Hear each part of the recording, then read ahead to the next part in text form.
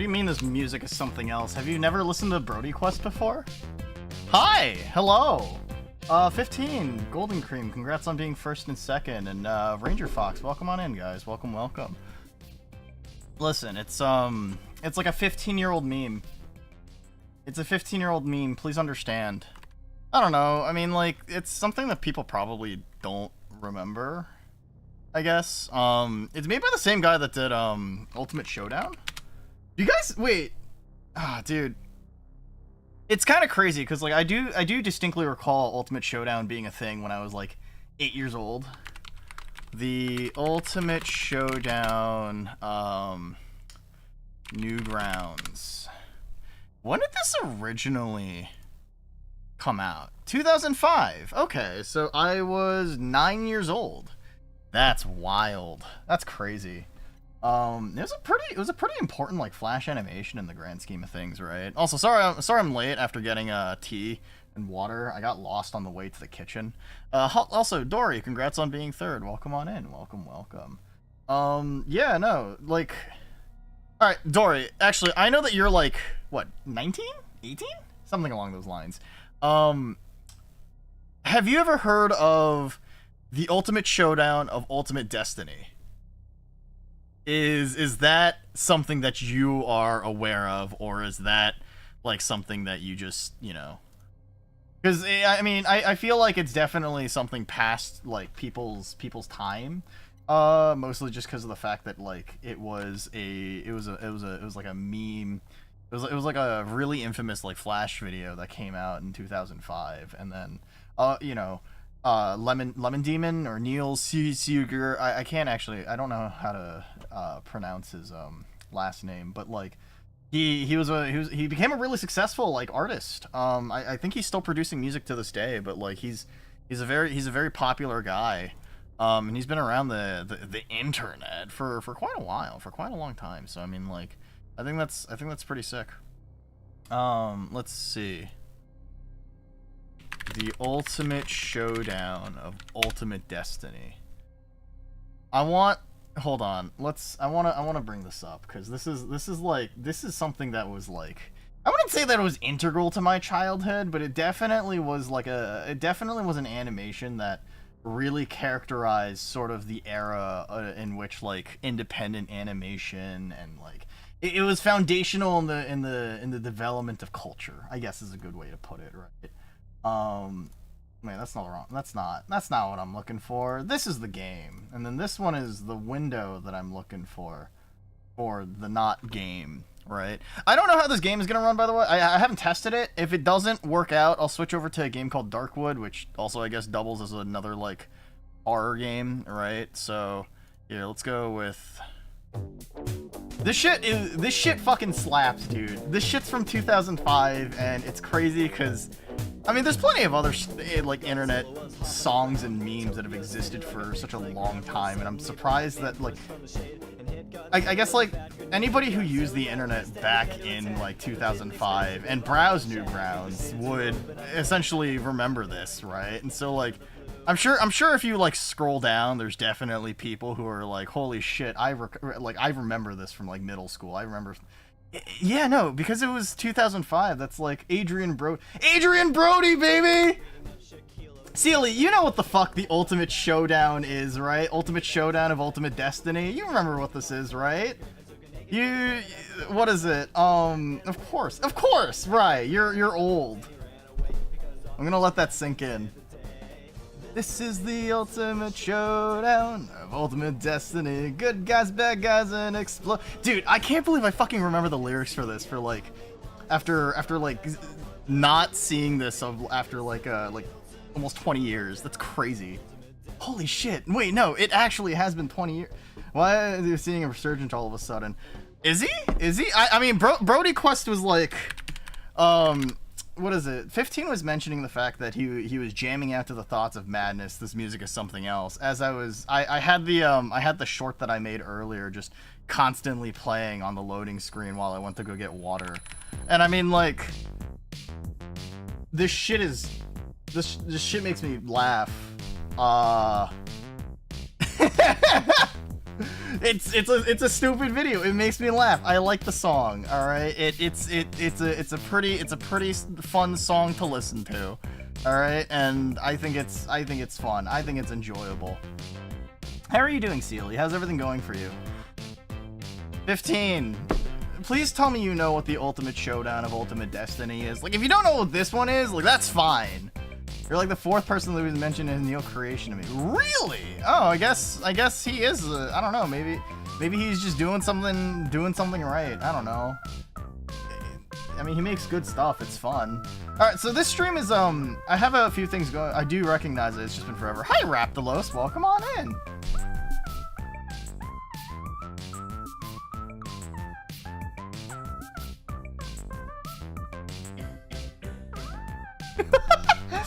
Two trucks. What?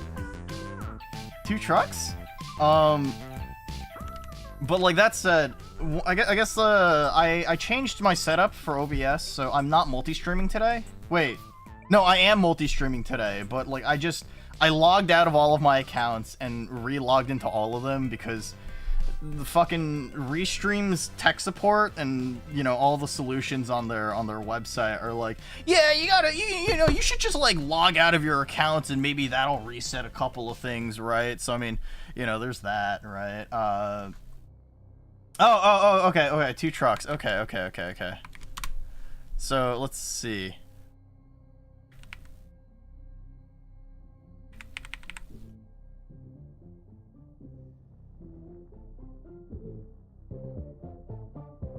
Oh.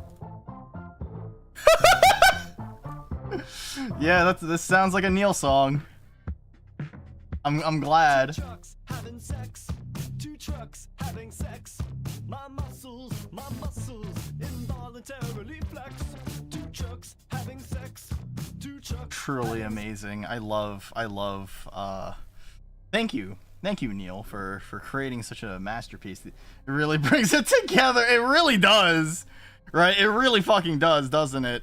But yeah, let's see. This is a weird Neil era. I mean, it was like early internet. Everyone was technically a little weirder back then too, right?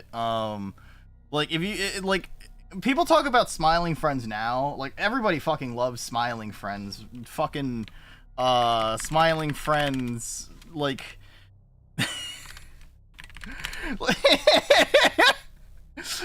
sorry. I was talking to Gleb. I don't so like everybody knows Smiling Friends now after like Psychic Pebbles and stuff like that. But if you watch like a lot of the older stuff that Psychic Pebbles and like Chris O'Neill originally created, things like the what is it, the Hellraisers and stuff like that, or I mean, yeah, like you can definitely tell this is like a Zach Hadel. This is definitely a Zach Hadel like creation, but it's like back then it was far more deranged. Also, by the way, I one of my favorite things about the show, also, if you haven't seen it, is there's no punchline. Have you seen Smiling Friends reference Chris Chan? Oh yeah, no, for sure. They reference Chris Chan all the time, dude. It's so fucking good. It's so fucking good. Do you realize? It's so good. I mean, like, the thing is the Smiling Friends really just references, like, every fucking internet thing ever. The fact that they got, like, the Nostalgia Critic on the show as well, and they even had, like, the weird, like, not sex doll, the Tanya, like, weird, creepy mannequin as, like, as a reference to, holy shit, I love, like, it was succeeded. Yeah, no, they've created their own studio now. I think it's called, like, Zam Studio or something along those lines. Like, Zam! I mean, I Feel Fantastic, huh? Oh, yeah, I mean, you feel right. Well, there's a bunch of other like references to Chris Chan in there as well, like stuff that he's directly said that they've put into the script, right?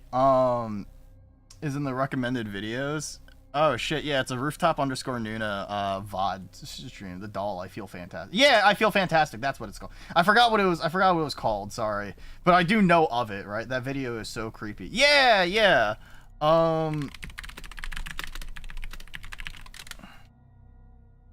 Awesome hashtags. Maybe we're wrong about her, you guys. Nobody evil would do that. What is this thing? Throw this away. I can't, man. It's not mine. I'm just holding on to it for my uncle until he gets out of the hospital. Hello, Adam. Ew. You're right, Charlie. Jumbo really came through. It's fine. I It's knew it was fine. gonna do that. You're fine. Let's just go to the Jesus It's Christ. someone's homemade animatronic. Listen, there's definitely people out there who wanna get their rocks off, okay? But like, yeah, no, I'm glad that these guys have succeeded. The fact that they even opened up their own studio after working on Smiling Friends for 2 seasons, right? I love that it looks like Taylor Swift. It's really funny, right? But yeah, no, I mean, like, a lot of the guys from like the original Newgrounds like era has really they've all succeeded in some way, right? Like Lyle is ostensibly still like a YouTube content creator, but he does a lot of like background production stuff for a lot of these guys, right? Like Rice Pirate is a voice actor now, right? Let's see. Red Minus is still is an animator somewhere. Like they all have ended up places around the around the animation industry. And like it's crazy to me that like at the center of it all really is like Chris O'Neill as like he's one of like the forward-thinking people in terms of just like how innovating in like digital animation as an industry, right? I mean, like, and this man's listen. I wish I was half as funny as Chris O'Neill. Chris, did you drink my water? Oh, hey, man, I was just doing some work. Yeah? Did you drink my water?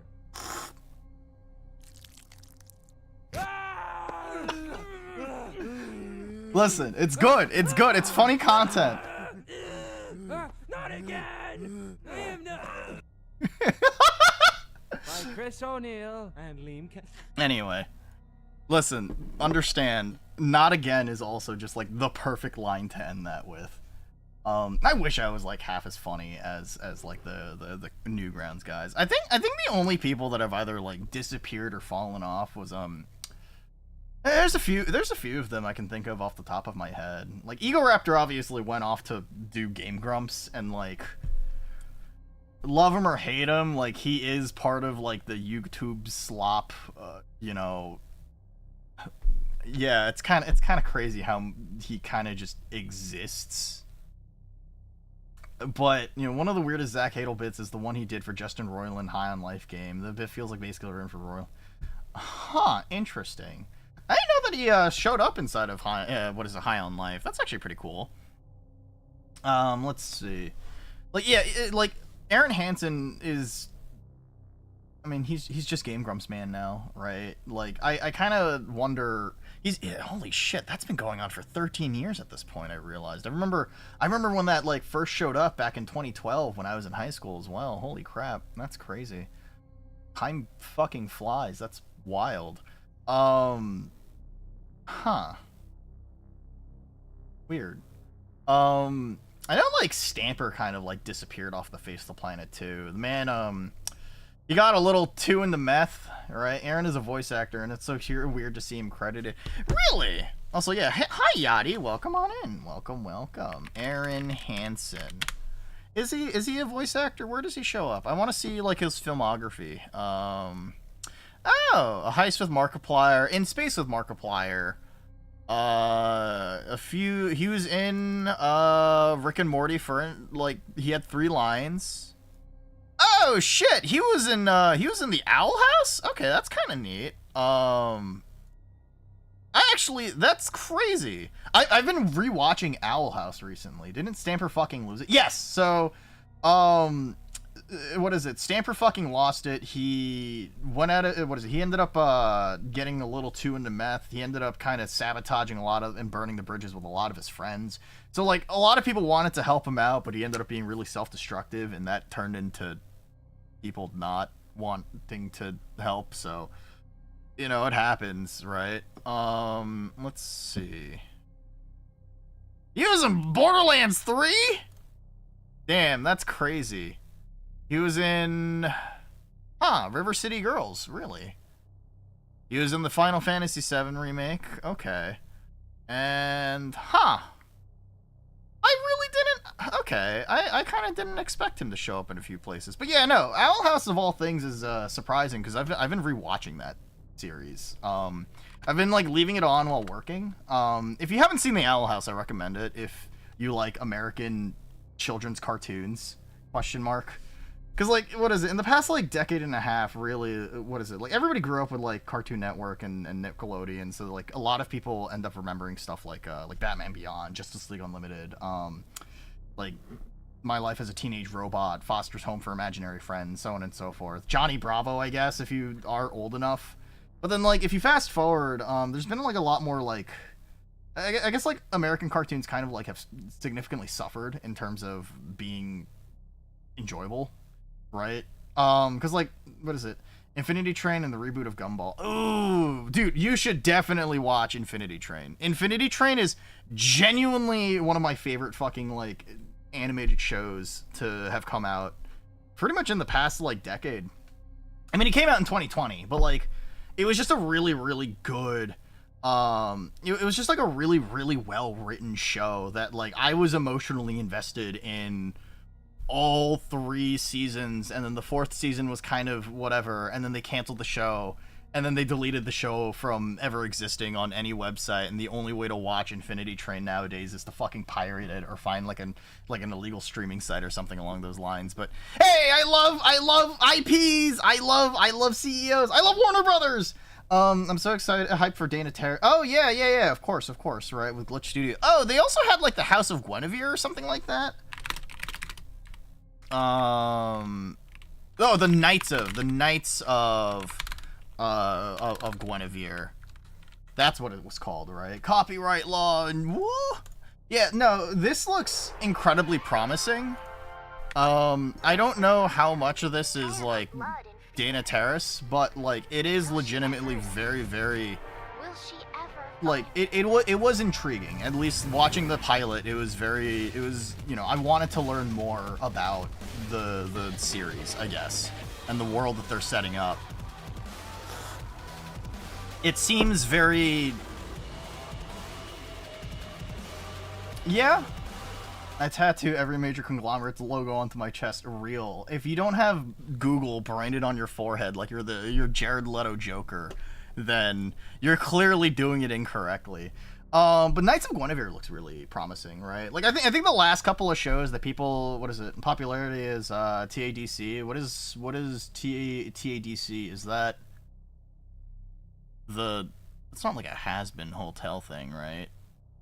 What is TADC, if you don't mind? Let's see. The Amazing Digital. Oh, that's another one that's been like really pop.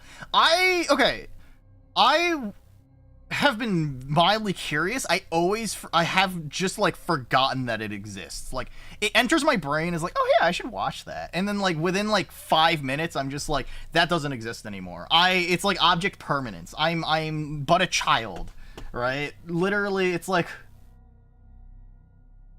oh, hot dog. Oh shit, where did it go? Oh, hot dog. Oh, where did it go? Oh, hot dog, where did it go? Right? Like that's essentially what my attention span is like when it comes to remembering that I need to watch The Amazing Digital Circus at some point. A lot of people I know have told me that it's genuinely really good, so like I'm sure that I'll get around to watching it at some point. It'll be really, really intriguing and fun to watch, but you know, we'll see. I guess like the big ones that people really like stuck with was like Gravity Falls in 2013. Holy shit, that show is over 12 years old now, huh? Right? Hi, the large. Welcome on in. Welcome. Gravity Falls was like everybody loves Gravity Falls. There's Steven's Universe, which I still don't understand why that got popular, but you know, there's a bunch of like coddled, sheltered individuals. Over the Garden Wall is another really good one, right? Over the Garden, what is it? A little overhyped, definitely made, but predictable. Still fun though. I mean, that's fair. I feel like there's a lot of stuff in like the Owl House I definitely could see like coming. But like I still really enjoyed it. I know people really enjoy like Gumball, right? But like the only stuff I've consumed a bit was like the first couple of episodes. It didn't really stick with me. I think it's like funny, don't get me wrong, but it's like kind of it's episodic, right? Instead of like you know, they're really good on it. Steven's Universe got big because like gay people, musicals, and action. Yeah, for what it's worth, like I can. No, I don't see the appeal. I'm gonna be honest. I don't think Steven's Universe is good. I'm sorry. When your title character is like so grating that I want to plug my ears when I watch your show is like, that is a significant reason why I did not want to watch Steven's Universe. Hot Dog episode was easily my favorite. I'll have to check it out sometime. I know there was Regular Show that everybody really got into, and Adventure Time was like a culturally significant show as well. I don't know what this is about, but that sounds painful. We're talking about like cartoons for kids and like animated shows for kids. So, we were talking about Aaron Hansen, who is Egoraptor. He was an animator and then eventually became a he does video game stuff now. He's Game Grumps, man.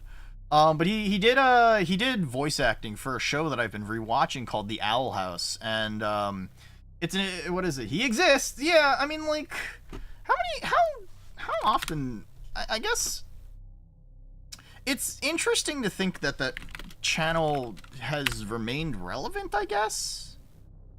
I mean, I guess not particularly. I mean, I guess viewership goes anywhere from like 50K to 200K, which, I mean, like, if you're producing a video every single day of like 30 minutes of length of just like people playing games, then I mean, like, I guess it's not bad. I guess you're producing content, and that is, you know, a decent bit of delay. He's in the Way Forward Advance Wars remake. Interesting.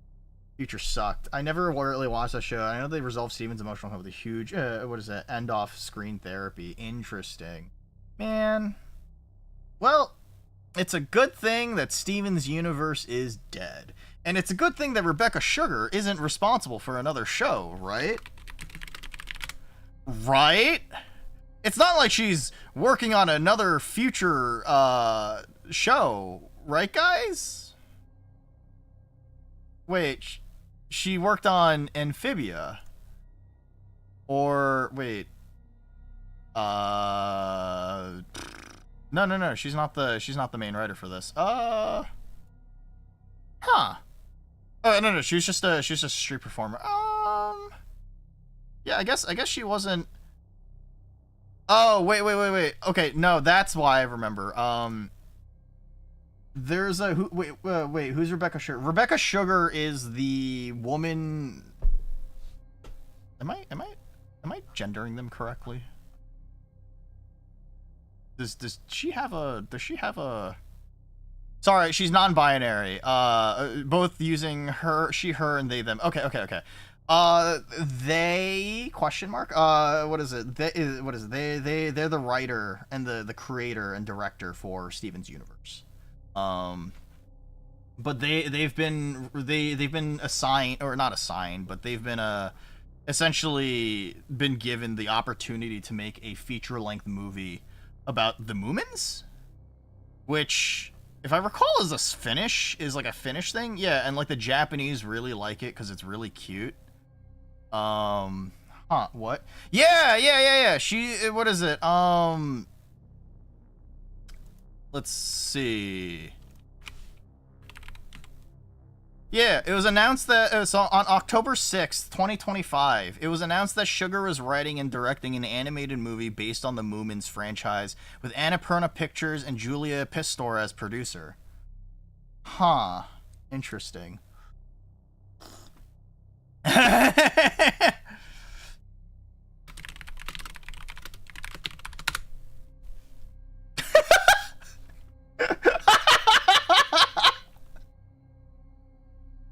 Oh man, that's funny. No, in all seriousness, yeah, I mean, I guess it's kind of interesting. I mean, for what it's worth, like, Steven's Universe was a very successful franchise, and we all know that a lot of corpos and companies will kind of point at whoever is super profitable and kind of give them the opportunity to work on something, right? Like, I mean, it's like working with like an A-list celebrity, right? There's a reason why, like, starring Robert Downey Jr., because Robert Downey Jr. is popular enough that, like, his face alone can bring in people to watch a movie, right? I mean, like, that's a little superficial, but, like, also people are fucking stupid, and celebrities and stuff like that are kind of whatever. I mean, I go to movies because of, like, like directors, right? Like genuinely, it's kind of crazy. Like if there's anything made by Edgar Wright, I'm essentially gonna be, I would watch anything like Edgar Wright produces directs, because Edgar Wright is a fucking fantastic director. I should. What is it? Didn't Edgar Wright release a new movie recently? I think it was called Running Man. Stop filming me! Did this come out? No, it comes out next month. Let's on CB News after the cluster. The show lacked a certain kick towards it. I think, from a lot of so I never really got into Steven's Universe. I gave it like a couple of episodes, and then I kind of just said fuck it, and just like, you know, you just got an Adobe AI ad. How awful. I've seen everything Wes Anderson has made. You know, sometimes people are just really into the works that some people do, right? Like I said, Edgar Wright is a fantastic director, right? Other directors are, what is it? Who's the guy that did fuck, why can't I remember his name?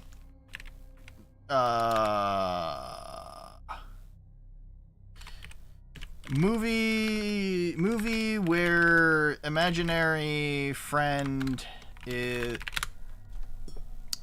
yeah, okay, Jojo Rabbit, Taika Waititi, right? Like he makes really good movies, right? Like I have friends who unironically watch every single movie that this guy is responsible for. And that's pretty sick. You're a big Quentin Tarantino fan. Yeah, I mean, there's that. Are you also into Feet, possibly? No, I'm just wondering. I was super into Gumball. The later seasons are really good. Yeah. I mean, I've heard nothing but, like, universal praise for Gumball. So, you know, I'll probably check it out at some point, in all honesty. I know, what is it? Of course, Pants Grab, real. Who's another director, I guess, like, that puts, anyway, like, Steven's Universe is like big enough as a franchise that whatever company put Rebecca Sugar in charge of Moomin or whatever, like, they clearly saw somebody who can adapt, you know, a movie for children, right, and make it either A, profitable, or B, something that feels good enough that people are going to be putting their butts in seats, right, at the movie theater or wherever, or streaming it, I guess. Like, who here is a fan of Avatar: The Last Airbender? I think that Avatar: The Last Airbender is solid. I also think that Avatar is, anybody who's a fan of Avatar is pretty fucking annoying. It depends. Okay, so like the original show, not the Netflix adaptation or the M. Night Shyamalan Ding Dong. You know, I really enjoyed Ben 10 Omniverse. I was a little late to the original. Amazed you. Yeah. I never actually ended up watching Ben 10. It was super overhyped. See, I think that, like, when you're a developing teen, so I guess, like, put yourself into the perspective of like a developing teen who is sort of trying to figure themselves out and stuff like that, right? Like, I think that's always kind of a factor to put yourself into, or like a perspective to put yourself into when watching why a show has as much of a cultural impact as it does, right? What is it? I didn't like Legend of Korra. No, that's fair. I mean, Korra kind of did a little too much, right? But like, respectfully speaking, like, you can argue that Avatar is enough of a culturally significant show that if a trailer for a show came out and it was from the creators, from the writers of Avatar: The Last Airbender, and it's one of the two writers, like, that is enough for people, or at least that's enough for, like, you know, Disney adults and man children and people who wear Zelda shirts at like the age of 30 to, you know, raise their eyebrow and just kind of be like, oh, hey, this might be kind of worth talking about. This might be worth checking out. Yeah. Right. So, you know, I mean, Korra kind of tried balancing a little too much, right? I think Avatar: The Last Airbender changed me as a person. No, that's fair. Just like Thundercats. Yeah, I mean, I don't know. Names do kind of sell, unfortunately. We live in an era where celebrity nonsense is important. If, like, there are thousands of people out there that love Bao the Whale, the VTuber. And I'm sure that if Bao the Whale ended up going out of their way and she endorsed something, that alone would be enough for people to put their money towards like, you know, whatever she's sponsoring. And then they get burned like the Left 4 Dead franchise, and some rando who worked on Left 4 Dead 1 gets... No, yeah, pretty much, right? Like, I just don't like James Cameron's Avatar. It's sort of overhyped. No, that's completely valid. Okay, I mean, I've talked about this a few streams ago, actually, Raptolos. Avatar, like, the James Cameron Avatar is so culturally insignificant while somehow simultaneously being the most, like, the highest grossing film ever produced. Somehow. Or whatever. Right? I will always watch a Wallace and Gromit movie, even the bad ones. Aardman is beautiful, and I don't care. I mean, that's fair, right? There's some things that are very important to people, right? Like, there are some franchises important. Listen, I have played, like, I have pretty much played most Resident Evil games at this point in my life. I haven't played all the spin-offs from Metal Gear Solid, but I need to change that. I realized to watch Avatar, but I do not remember. Right, like, Avatar by James Cameron is one of those movies where everybody will tell you that they probably watched it because they really did, and it was so technologically significant in terms of the CGI, VFX production, and all that stuff, and nobody remembers a single thing about that fucking movie. And then the second movie came out, something about, like, water, and then there, like, people were like, oh, the third movie's trailer came out, and, like, nobody can tell me what the fucking thing's about, other than, yeah, it's pretty much just Pocahontas with blue aliens, right? You remember the feeler sex part? I remember that too. I don't remember the main character's name. It's Alex Mason from Black Ops 1. Okay, that's the only thing I really remember about Avatar. I remember that Sam Worthington was the main character, and he was in a wheelchair or something along those lines. And then he, like, neurolinks into being blue person. And then, like, in Black Ops 1, they use the... Yeah, it's the same guy. It's the same guy. Let's see. Sam Worthington.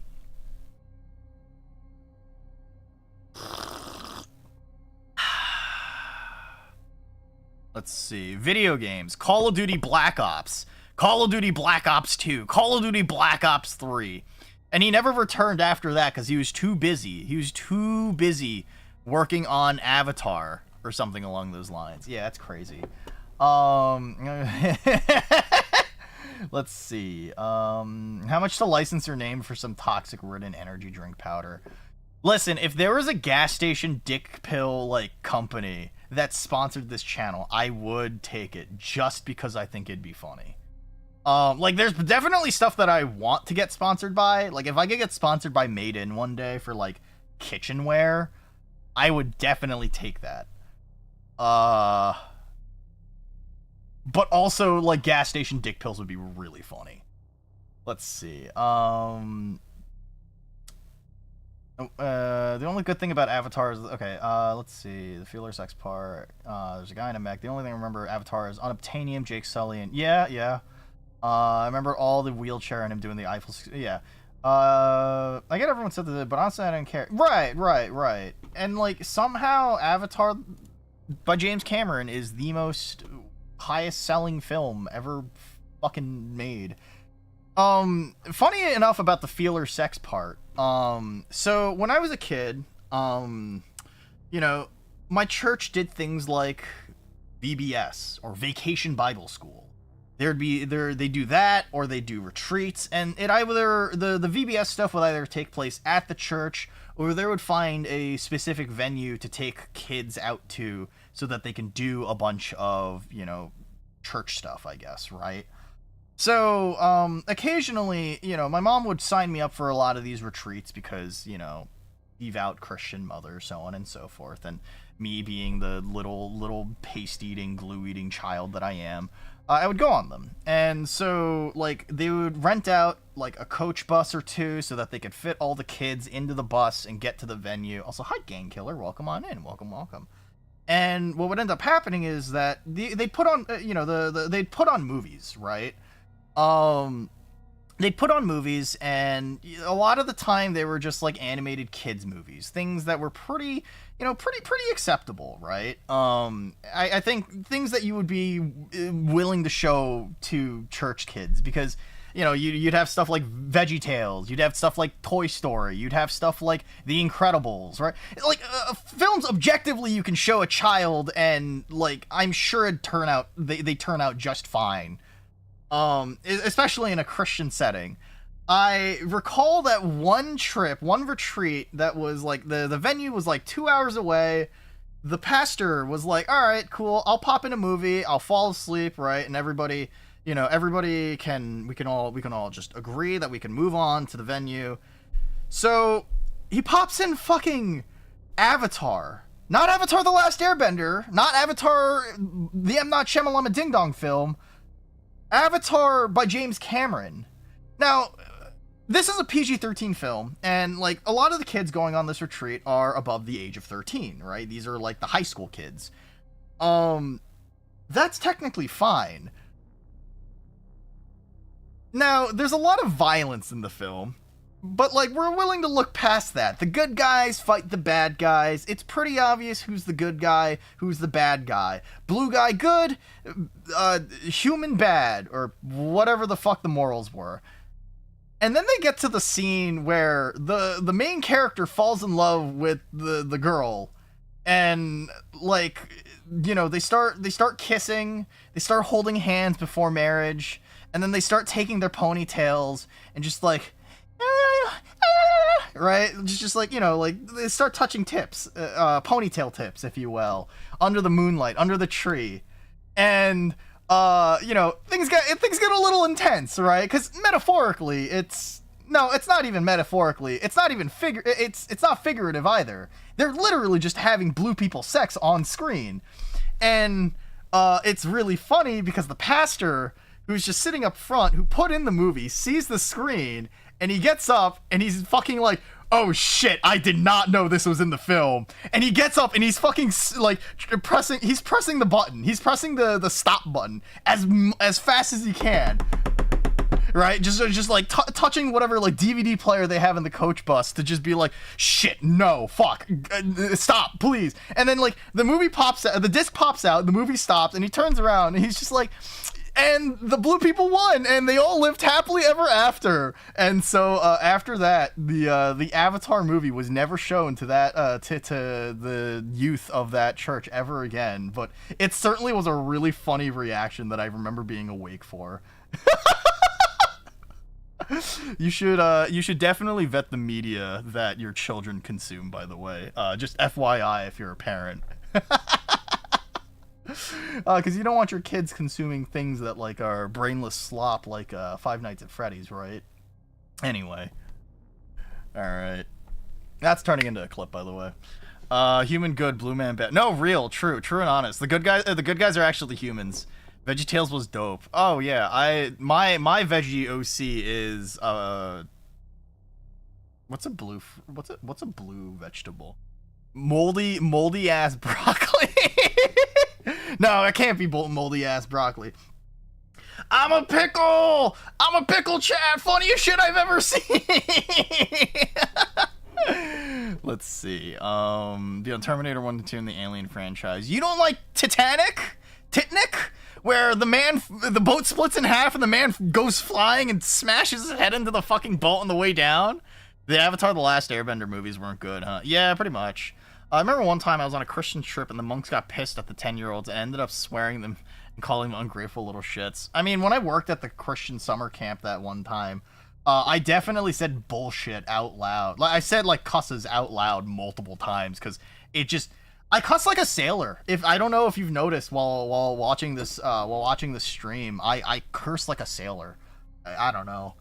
Are the humans the bad guys? Like, I know the movie is trying to portray that, but in the grand scheme of things, the tree thing doesn't matter while humans are conquering the galaxy. No, you're 100% right, Frog Violence. The blue people are just, they're hippies. And we should, they're a menace to society. Eggplant. I'm eggplant. Is it because of the? Is it because you're pretending there's like a penis in anyway?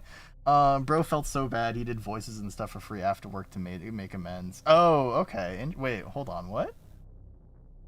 Oh, the Dragon Ball Evolution movie. Oh, yeah. Let's see. It's Stolen Valor. I'm canceling you. What? Cussing like a sailor? You weren't even Navy. You're Air Force. All right. You've only watched VeggieTales. Yeah, pretending. Pretending. I got some while in progress art earlier today. I should send that. I should send that to Celia actually, just so that I can jump scare her. I ordered commission like a few months ago, right? And the proportions that I got back were very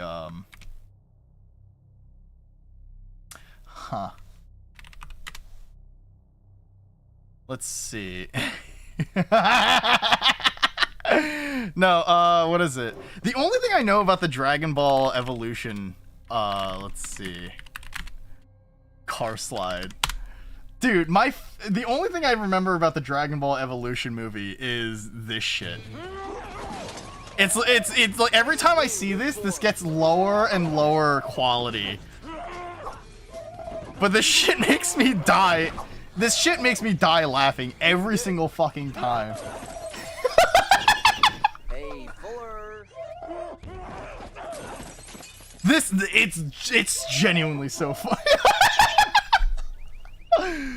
Oh, it's so good.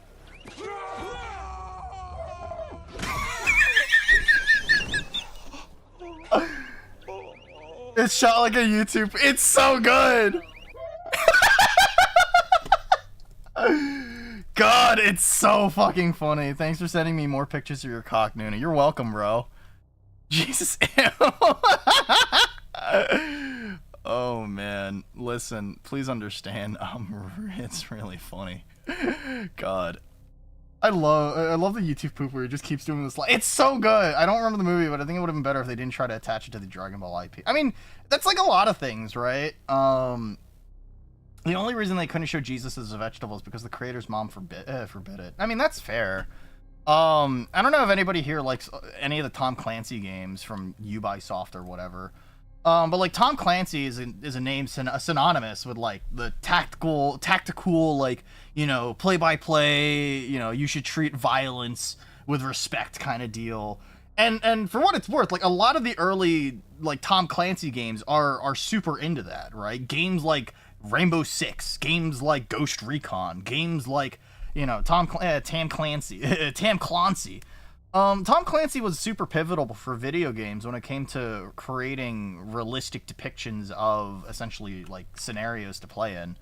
But one of the things that sticks to me is the fact that like the reason why in every Tom Clancy game you were never able to play as, say, terrorists or the bad guy is because Tom Clancy had a genuine decree and contract when signing and making a lot of these games. You are never allowed to play as the bad guy. So you are always like some sort of counter-terrorist unit or something along those lines in every single game that Tom Clancy has. So, yeah.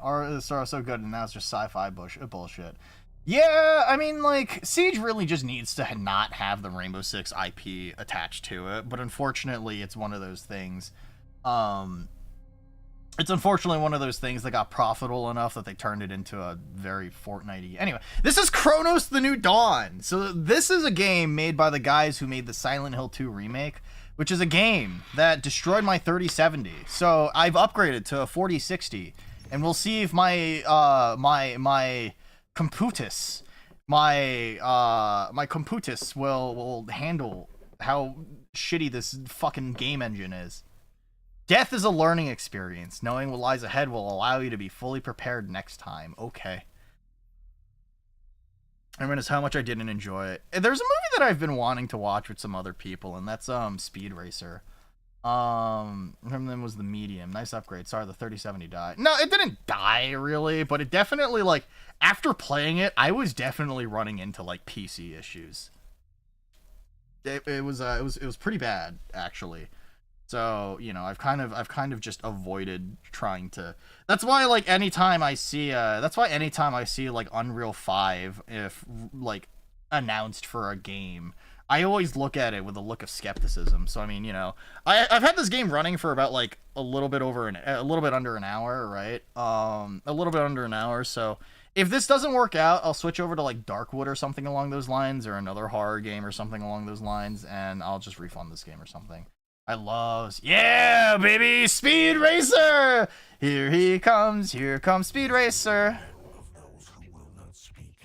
Okay. So The tools are not willing. They will be.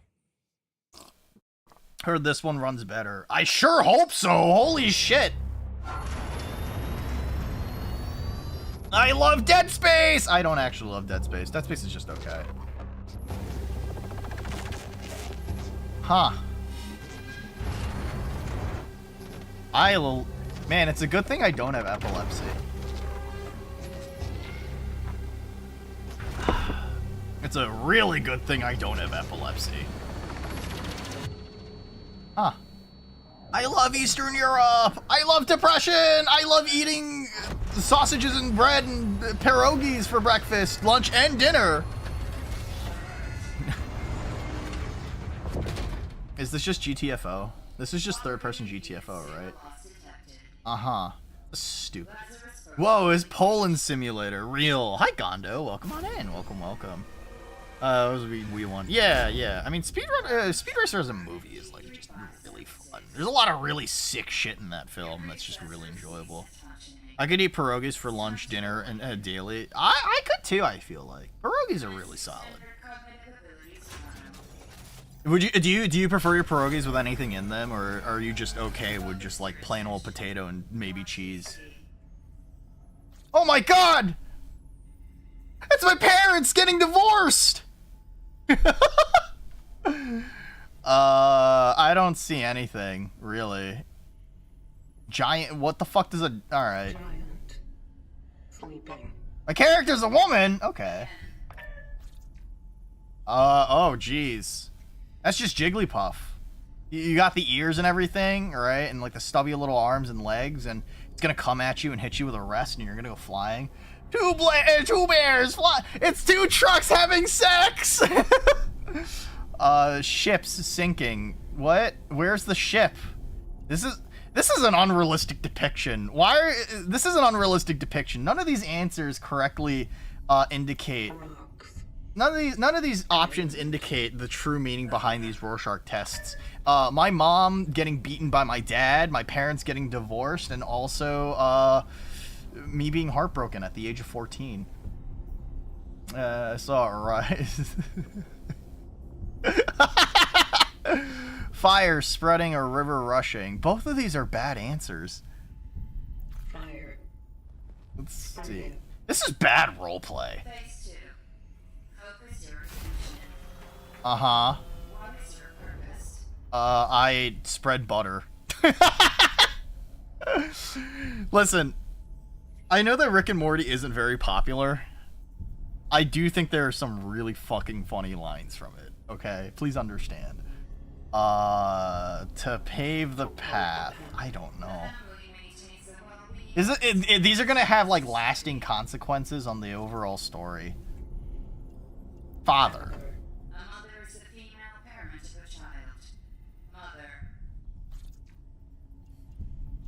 Child. Phase 3. Time pressure. You son of a bitch, I'm in. I think the one thing is, I think the two lines, oh shit. Solitude. What the fuck is this baseline Blade Runner shit? Society? Eternity means the infinite time that never ends. Eternity. Uh-huh. Endless. Dark. Is this just like... Dark. Trial completed. This is fucking... This is just the Blade Runner 2049. They just want it to be Blade Runner. Welcome to the vocation, traveler. This is just Blade Runner, guys. Your task is to find your predecessor. Cells interlinked, and then it stars literally me. That'll work. Continue. Okay. The collective grants you freedom with this relic. I mean, so far, like, this is pretty neat. EPH 6 Uh-huh. may it serve you fall free. Okay.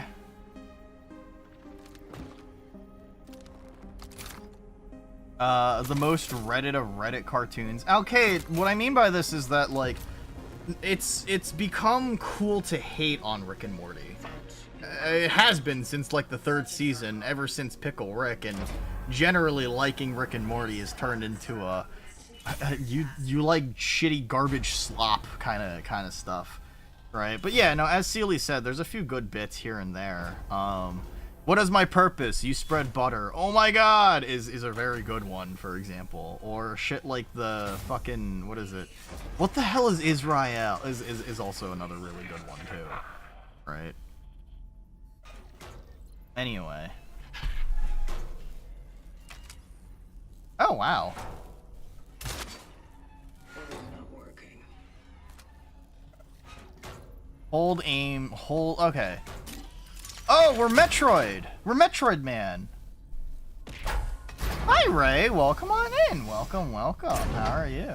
Remember your ex-coworker had a fucking Rick and Morty show? You can't tell me to hate that show more than I already do. I mean, you also hate a lot of things, right? So, it's solid. It's just weird fetish episodes that bring the whole thing down. I really think that it really does feel like after, like, the 3rd season, I guess, they started... It felt like episodes began, like, being written by, like, ChatGPT. By and by, I'm going to bed. Sleep well, Ray. Sleep well. I'm happy you came by. I'm glad that you think of me before bed. Triangulating the fallen predecessor's last known location. Okay. You know. Commencing search. Okay. I've never watched an episode of Rick and Morty. There's nothing wrong with that. I mean, I think it's also like one of those things where people these days on the internet have become very jaded and very bitter about like anything that's popular these days. So like a good example of this is that I recall when let's see. I recall when Smiling Friends was getting a second when Smiling Friends was getting a second like season, and they started showing off a few things like Wembley and a few other things as well, or like Spamtopia. Oh shit, wait, let's bump this up a little. 7. Hey Nuna, guess what? What's up, gang killer? Are you playing Need for Speed again, or 6-9 VIP me? Oh shit. Let's who was my best friend last stream? Who was my best friend last stream? I can't remember off the top of my head because it doesn't matter. That guy's not my best friend anymore. That chump. Escaral, never heard of him. Let's see. All right, Gang Killer, my new best friend, the single individual VIP. All right. Let's see. But yeah, no. In general, people have gotten very willing to just sort of bitterly complain that a show is popular, and a lot of it is just like, oh, it's turning into Rick and Morty, or, oh, no, what's the cooldown on VIP again? I don't fucking know, I don't remember. You think I remember what cooldowns? I put in an arbitrary amount of time. We're already having, like, dude, we're having Silent Hill 2 levels of frame drops already. You said this would run. I mean, it's running a little better, I guess, with the V2 remodel and everything, right? But I mean, you know, it's still pretty dog shit. Press left shift to run. Are we in like a fucking park right now? Yeah, don't take it away from me. I just got the sucker. Listen, at least we haven't crashed yet. VIP is on cooldown forever. Is it actually? Is it actually?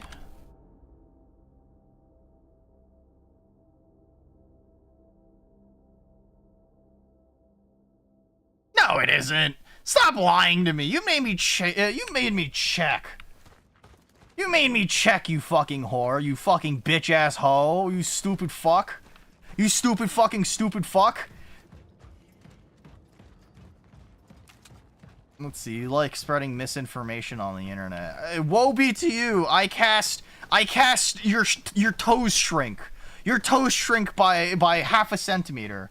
This is a real triumph for Blooper. I mean, I'm glad that Blooper as a studio is starting to get more work. The problem is also just does this game run? Because like remember, I'm playing this on a 4060. I have VSync on and I have the frames limited to 60. I am genuinely surprised. I am genuinely surprised that this game, both this and Silent Hill 2 Remake, are as unoptimized as they are. And, like, for what it's worth, like, Silent Hill F ran decent? What resolution are you playing on? Native resolution, so 1440p. Right. Oh, hey, it's Poland. You know them by their eyes. I was looking at stuff on the marketplace. Someone's selling a 67 four-door Chevy Impala. That's too much for it. Isn't everything in GTA Online really, like, too much for it? Because you're essentially using made-up video game money for, you know. Anyway, also, hi, Akinurith. Welcome on in. Welcome, welcome. What is this? Energy sources. Currency. Okay. Huh. So it's centimeter, but I had a Peter emote to make everything better. Ah, I see, I see. Perhaps do 1080. Maybe. We shall see. We shall see. Alright. Use melee. Oh, okay. So this has the same sort of mechanics as Silent Hill 2, where it's you have a mix-up of ranged and melee attacks. I'm talking about Facebook Marketplace. Oh, okay, okay. Do I have a flashlight? School is closed. I hope it's forever. Miss Rowinska told us to write home every day about what we do at home and how we feel. Uh-huh. Something's going on. Dad brought him oranges. Okay, so I'm assuming apocalypse happened. Huh. Let's see. Nope. You low-key just misspelled centimeter. This bitch is stupid! And the whole staying at home stuff is so lame. Mom says it's getting serious because they don't even let Dad go to work anymore. Saw some men doing some weird stuff on our playground too. It's all ruined now. Lots of trucks in it. And sandbags? Wait. Dad is sick and Mom sucks at chess. No Christmas until Dad gets better. I heard explosions at night. There are some people lying outside in the snow. Mom says they were playing with fireworks. Doesn't she know how old I am? I've seen Carol among them. Oh, okay. Oh, alright, so we do have an inventory. Interesting. Is this just a COVID game? Polish people didn't have COVID. What are you talking about? What? This takes place in Poland, not in America. What are you talking about?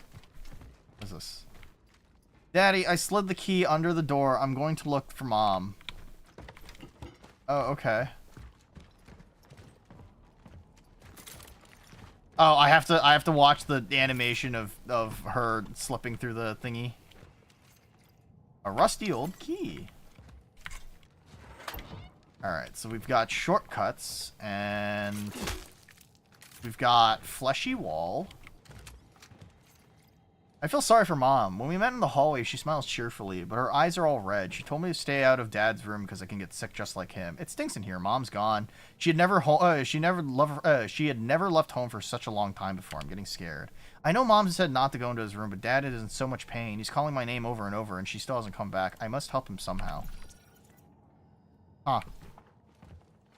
Well, all right, that's fine. You can just buy a new dad. You can just buy a new dad. It's fine. Let's see. I haven't really heard much about this game, TBH. So, who knows whether or not this game is actually, like, good or not. I wasn't that impressed by Silent Hill 2 Remake, in all honesty, as cynical as that makes me sound, but... Okay, so there's crafting in this game. Okay. E. A lot of press E to do stuff in this game so far. Alright. Puzzle? Oh. Oh shit, we've got yellow paint! Oh hell yeah. This is my kind of game. This is my kind of game, fellas. I love yellow paint.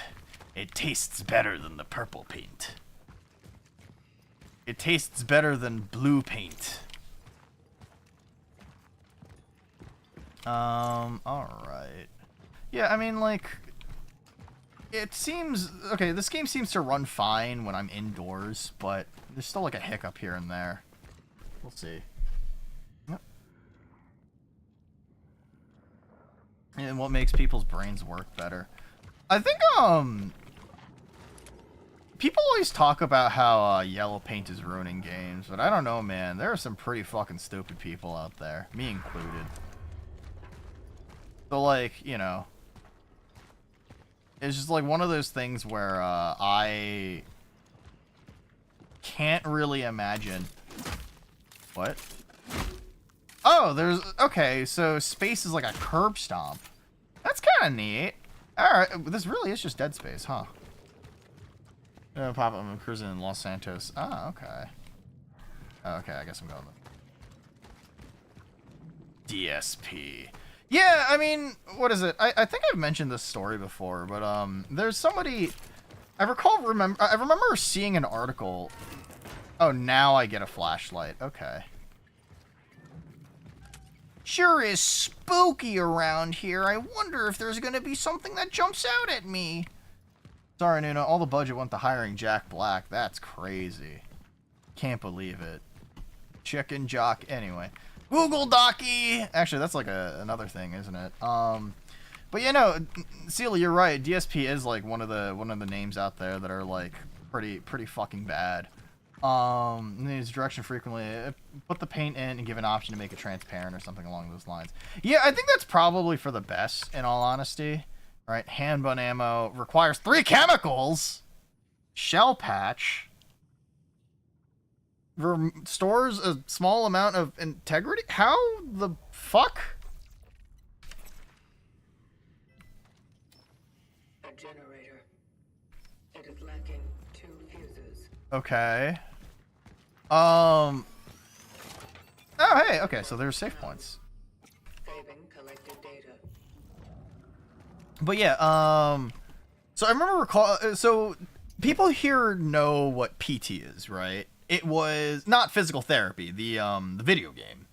So PT was essentially like the predecessor to, I guess, not really Silent Hill 2 remake or Silent Hill F, but rather it was its own, it was a teaser for a full-fledged Silent Hill game that Hideo Kojimbo would be making. And like, you know, love him or hate him, you know, everybody kind of thought that Kojima was essentially like the perfect fit for making a Silent Hill game because he really likes weirding people out and doing avant-garde shit in a lot of his video games. So when it came time to, right, like PT was a game where you walked around in a loop over and over again, noticing differences in like your environment. There would be anomalous things that would be happening around the corner or around the walls or out the windows, like on a second floor. There'd be jump scares, like, you know, this and that and the other. The thing is that it's a simple game. You walk around with a controller and use the sticks to look around. That's pretty basic for anybody who's a gamer. Stop me if that sounds technical. But, like, I remember seeing an article where someone was like, I tried showing PT to a friend of mine who loves horror, but has never played a video game before. But she couldn't understand, like, how to experience a first-person game, and therefore they couldn't enjoy the experience. So, like, yellow paint is an accessibility thing, right? Like, I don't think it detracts from anything. No! No, I don't want audio logs! Unfortunately, accessibility is a very important thing when it comes to making your game work. Right? Let's see. I keep seeing vids of him compared to Hollow VTubers, and he just struggles with things they figure out in seconds. I mean, like, I have to presume that part of what makes DSP entertaining is that he is just bad at video games. And, like, I have to also imagine that the only reason why people, that he acts almost as stupidly as he does is partially because people know that that's, like, a funny thing about him, right? Like, I would imagine that he plays up his stupidity just a little bit, right? And that it's not just, like, it's not just a meme at that point, right? It is just a meme for a little bit. But I'm also giving him the benefit of the doubt. He might just be, you know, it's not an act. He might just actually be fucking stupid. And maybe we should, keep giving him money. I'm playing a older game right now and miss the yellow paint and hand holding. That's fair.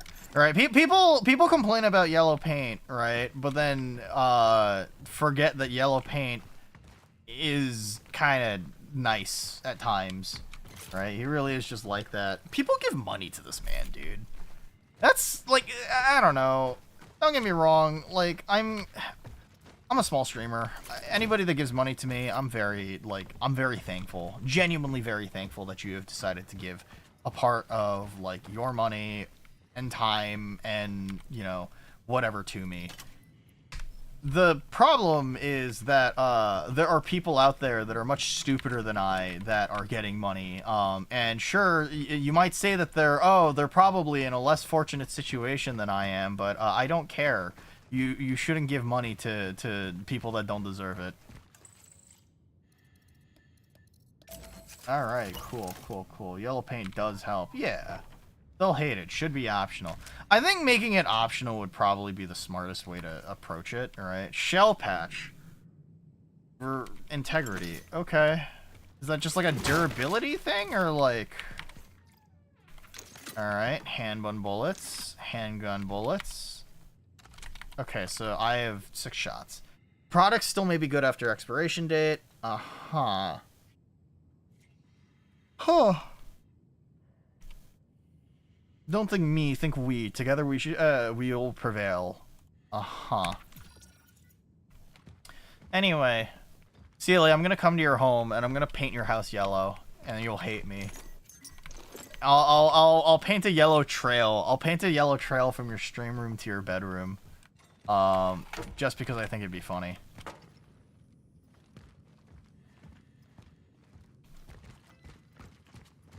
Let's see. It sounds like you need a little assistance getting to the bedroom, huh? It draws a fucking yellow, bulky ass yellow line. Alright, I don't have anything. Okay. I don't know, man. Yeah, as much as I hate to admit, it does take a lot of time to develop a game since it's necessary to figure out what the developers are thinking. Yeah. But what if I'm colorblind, huh? Well, you're shit out of luck, baby! Oh, wait, I'm dropping down this way, aren't I? Like, there's a light there, right? Like, that's what my eyes should gravitate towards, and that's why... That's the reason why... Or that's the game developers implying that I should drop here, right? A person who doesn't really play video games might not think that, because that's something that they're not familiar with be thinking, or something along those lines.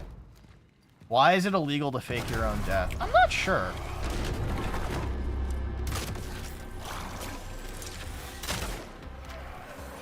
Damn, bitch!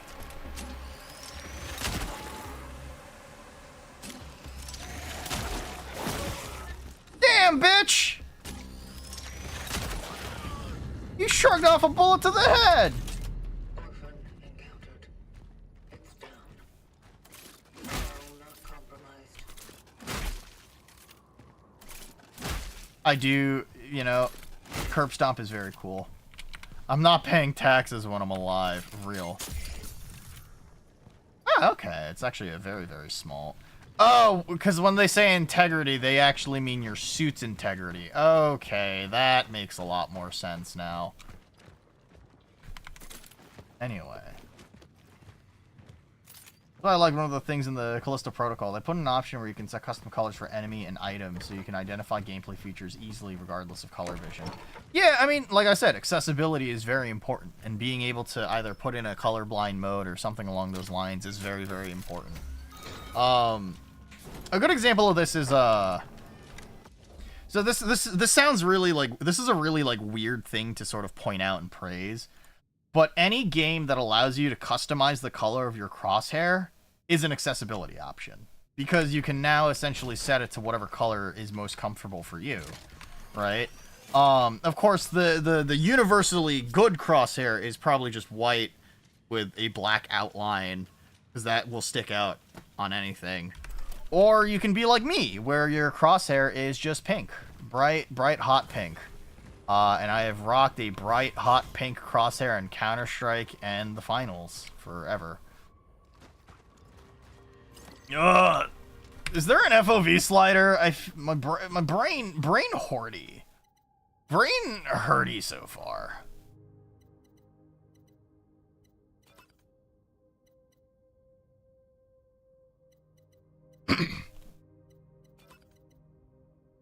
Motion sickness, center dot. Sure. There it is. Yeah, but the best crosshair is having a laser on the gun. That is fair. Is there... I thought this was... Wait, I thought this gave me a center dot. What happened? There it is. No, custom colors are very cool, but it's understandable some aspects of a game, especially built-in textures, positions for dynamically setting danger or guidance. No, that's completely valid, right? Like, there is a lot that developers have to convey without explicitly telling a player something, right? You should, in theory, if you've played games before, you should be able to pick up and understand what things are, kind of just intuitively, right? Just based on game sense alone. Right. A valuable electrical item from the past, although inactive today, it can be exchanged for workshop. Okay. Another boy, Marcel Marzek, 8-year-old, Navy. Okay. Shows no symptom. Radio for a search effort ASAP. Okay. There's tape on the monitor. It is actually. You're right. In Counter-Strike Source, in Counter-Strike Source, the Steyr Scout was like the budget sniper rifle, right? I think it's an SG-08 inside of Global Offensive in Counter-Strike 2, but it's essentially just unanimously referred to as the Scout because of Counter-Strike. But its running accuracy would essentially be perfect. So what people would do is they would essentially tape. They would have like a little piece of electrical tape on the very like center of their screen. Turn off their crosshair, and because it's a sniper rifle, like when you're not scoped in, it's you know, you don't have a crosshair, so people would use that black tape as a way to essentially compensate for not having a crosshair, headshotting people while running, and you'd be cheating technically, right? Or people would consider you to be cheating. Oh, Caution advised. I'm sure this is fine.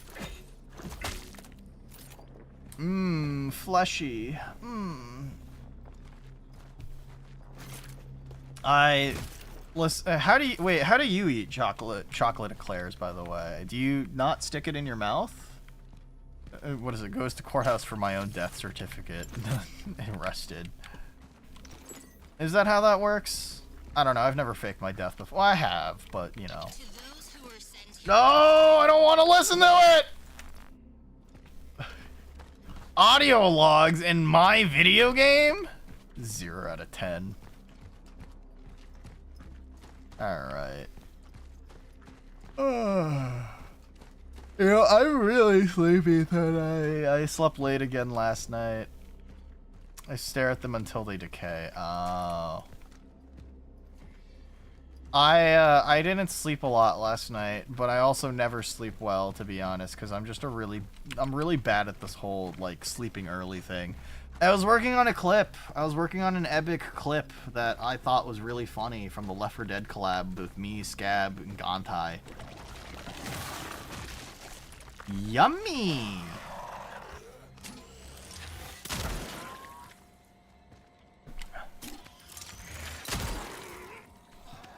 Okay, so you take multiple shots to the face. Interesting. Alright. Good to know. Good to know.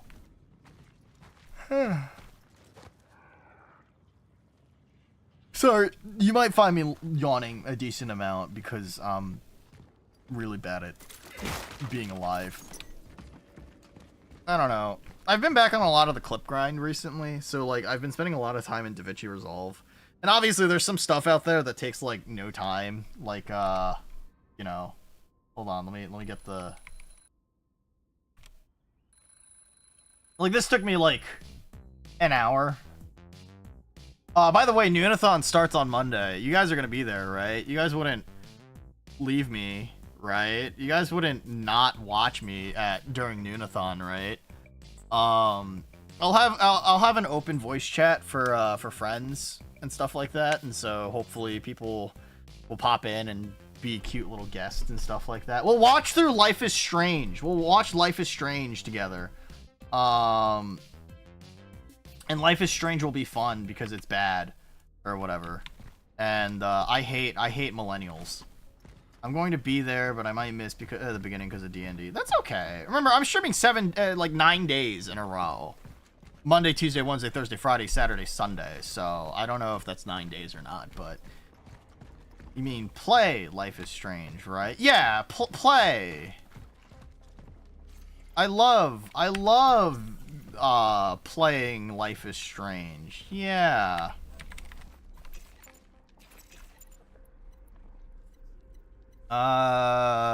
Wait, what? Resource capacity reached with Listen, ammunition is more important than medication. As a God-fearing American, as a God-fearing red-blooded American, I always think that ammunition is more important than healthcare. Like, in his proclamation, Great Wojak Jaruzelski reassured our nation that the crisis affecting most Polish cities have been brought under control. That's not a real fucking name. They fucking named this guy, of course they named this guy Wojak. Good lord, the Polish people, whoever this guy's mom fucking hates him. This guy's mom fucking hates him. I made you the Wojak, son. I made you the Wojak. Let's see. The Ministry of Defense successfully okay.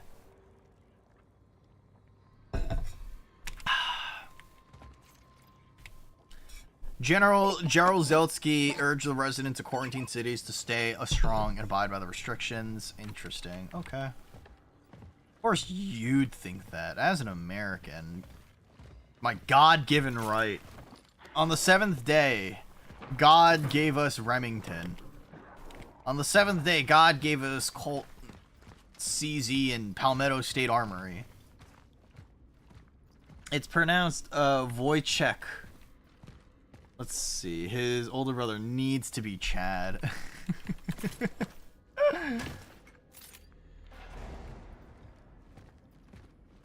You know, I was about to say imagine being named Chad, but then I also I forgot that the reason why the Chad meme is so ubiquitous today is because of a stereotype of people genuinely and unironically named Chad. Like, I have to wonder at this point, what does it feel like to just be a dude with the name Chad in today's day and age? Polish orthography is stuck in the past. Polish people are just Polishly stuck to the past. I don't know. What's a good thing that came out of Poland? No! Alright, I need a key for this. Oh, The Witcher? I thought that was... Isn't that finished? I remember Chad used to be an insult. Odd how it turned around. Yeah, that's kind of strange, isn't it? I mean, I don't know. It's... The internet's become, like, a really strange place because everybody's on it now. So, like, everybody essentially has a corner to belong to. A good example is...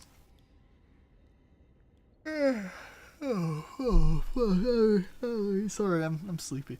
A good example of this is, like, I remember seeing this one frat bro, like, crypto bro, finance business bro, like, Twitter account, and he started, like, he made fun of, like, he was making fun of, like, tech bros in, like, Silicon Valley being like, finance bro girlfriend versus like the tech bro girlfriend.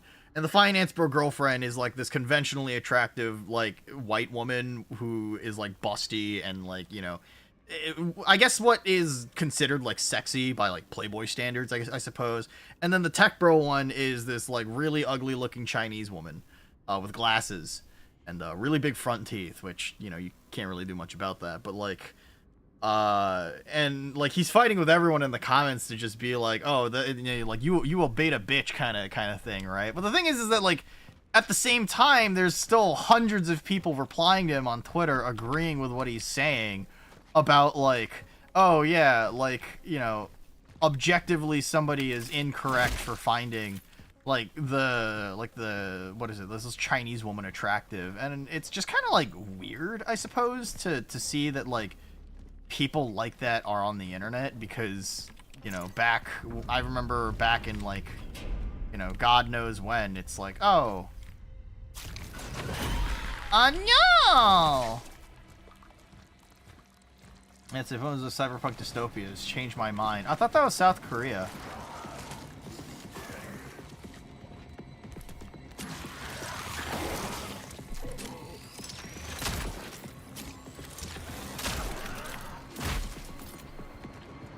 I'm sorry.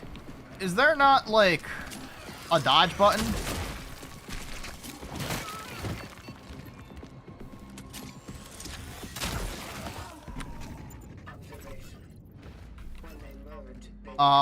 Dead foes can be consumed by living enemies, which will make them harder to kill. Okay. So I'm supposed to literally crush their bodies? Okay.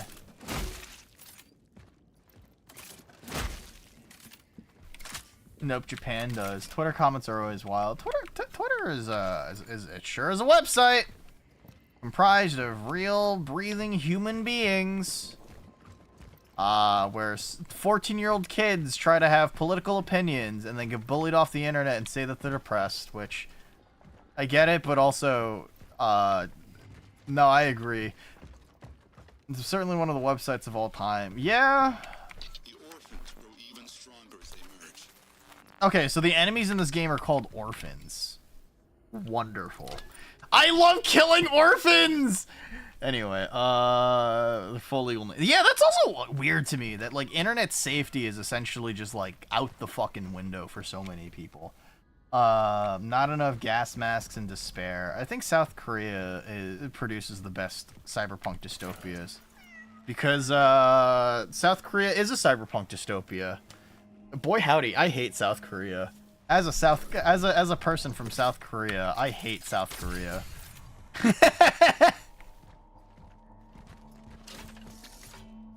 Oh boy. Handgun. Oh, that's not a save point. That's just a fucking blocker. Not enough gas masks. So I looked it up. This game is apparently like 14 hours. Oh god. Hey, can you like stabilize your frames and not be bad? It's not just Korea. Nuh-uh. Go listen. Sealy, go to Mongolia and tell me that's a cyberpunk dystopia. Yeah? Didn't think so. They have cool things there, like Mongolian throat singing. Wah, wah, wah, wah, wah. Wah. Wow, wow, wow, wow, wow. Oh, wait, you get an item box and everything, too. Okay, so this is the store. Wow, okay, so they really did just say fuck it, and we're like, yeah, you know what, we're gonna turn this into Dead Space. It's funny, there's this wide range of how much and in what ways people care about the privacy. You got Toby Fox, whose face isn't even publicly known, and then you got Jerma, who has his full legal name, face, place of residence, and much more. Yeah, that's fair. You said listen, Sealy, and then ads immediately started. I think my point is made. I thought you were subbed! I thought you were subbed! Or something. Did someone not gift you a sub? Did Inari not gift you a sub last time? I'm gonna... Damn. I can't believe it. Why would she do that? Oh, okay, so you need more, you need these core points. Okay. Corporeal. An anonymous gifter. Thank you for the gift sub to Sealy. Thank you. I appreciate it. Sealy, I hope you enjoy the emotes. Maybe wiggle together and spin in solidarity. There's photos of Toby's list from when he was a teen. Right, but Toby Fox isn't like, he doesn't particularly advertise things with his face, right? It's like with VTubers, right? Like with a VTuber, you're not gonna know what they look like. It's just, you know. Huh, I was not aware of this. Yeah, no, his face has always been on the internet. Right? There is like this picture of him with like sunglasses and a backwards cap and like a really not tailored suit that he has that like circulates the internet. Like that's the image that I have in my head when I think of what's his name?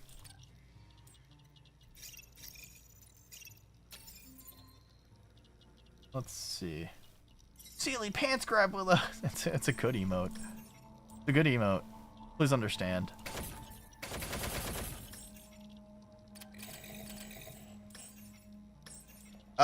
Okay, so cores are different from energy. Okay. Cell. I don't have the money for this. It's him in the maid dress. Oh, yeah. I don't recall that image. To be fair, okay, I like thought about it for a second, right? I have a couple of like subathon ideas in my head for rewards. I don't know if people are willing to throw out like, I don't know if it's not a clip, it's a magazine. I guess it's a clip. She inserts it through the top technically, right? It's like an M block. Let's see. Oh, of course. That's pretty sick. I can upgrade my suit. Okay. Yeah, so I've been like brainstorming subathon ideas. If anybody wants to throw some out, like by all means, please let me know. I would love to hear your suggestions. I have yet to make the graphic for it, but it is something that's like a work in progress. I have a few that I think that people might find funny. And I can just like spoil a few of the rewards anyway, because people are gonna find out when I post it anyway. Is I have leg waxing as one. I have really fucking disgusting cryptid feet, so I'll put on like a sock when it happens. But like I will wax my legs live on stream and fucking tear the hair on my legs off, and it will hurt. I will order the collection of hot sauces from the Hot Ones company or whatever the fuck it is. I will do a Hot Ones stream and I will suffer for it. Not the hairy feet with waxed legs look. Listen!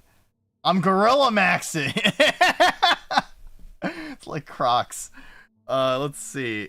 One of the rewards I see is I have is revealing outfit 3 and showcasing what it looks like. Chat will choose a bad cooking dish. It's a great look. What, the hairy feet with waxed legs or the outfit? Because I have shown you what the outfit looks like, Celia, right? So I mean that's exciting. I have one of the rewards being like chat chooses a bad cooking dish, and then when I have Cooking with Nuna, one of the streams will be that bad cooking dish, and I will hate myself. You got a sub? Yeah, I was talking about the fact that you didn't have a sub.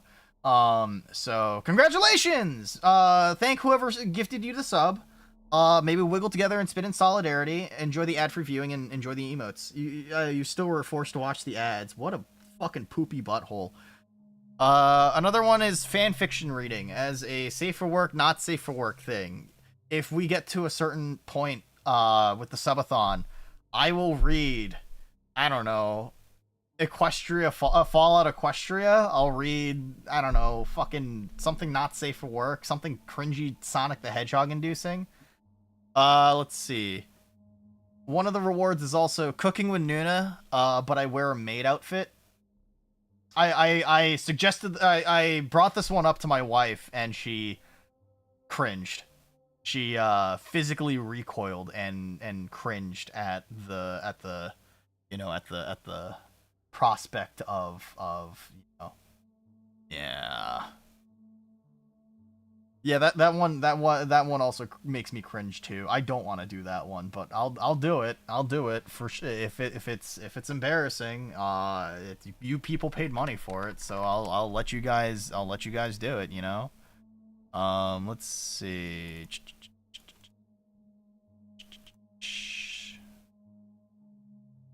Let's see. I have commission a detailed PNG plus like Fugi, right? That's for later. Oh yeah, I stole this from Sealy. Because I was looking around for subathon ideas. One of the tiers for the subathon is to buy WinRAR. And that probably sounds. You should probably do something fun for goals too. What? Am I not? What is suffer maxing not good enough? I'm sorry. Is suffer maxing not good enough for you, Sealy? Jesus Christ.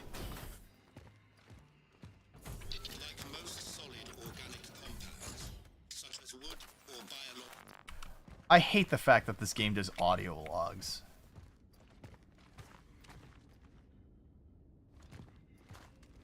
You eat one peppermint candy for every $50 donated.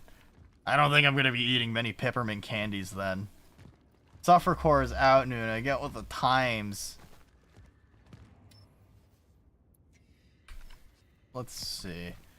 I mean, I don't know. There's probably like fun stuff that people can probably think of.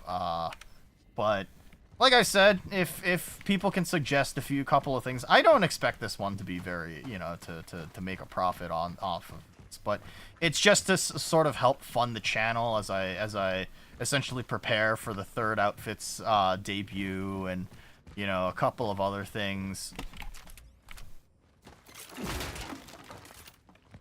All right.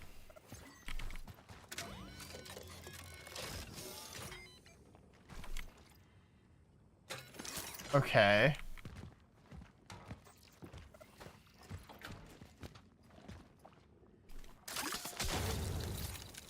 Oh. Is that just like an optional key? Oh, okay. It's just you can get an infinite amount of them. Okay. Torch fuel, chemicals. Alright. This game is weird, man. This game is weird so far. I feel like I'm not playing like an open-ended cool game. Use some okay, found in sector A31. I think this game is RNG items. Interesting. Okay.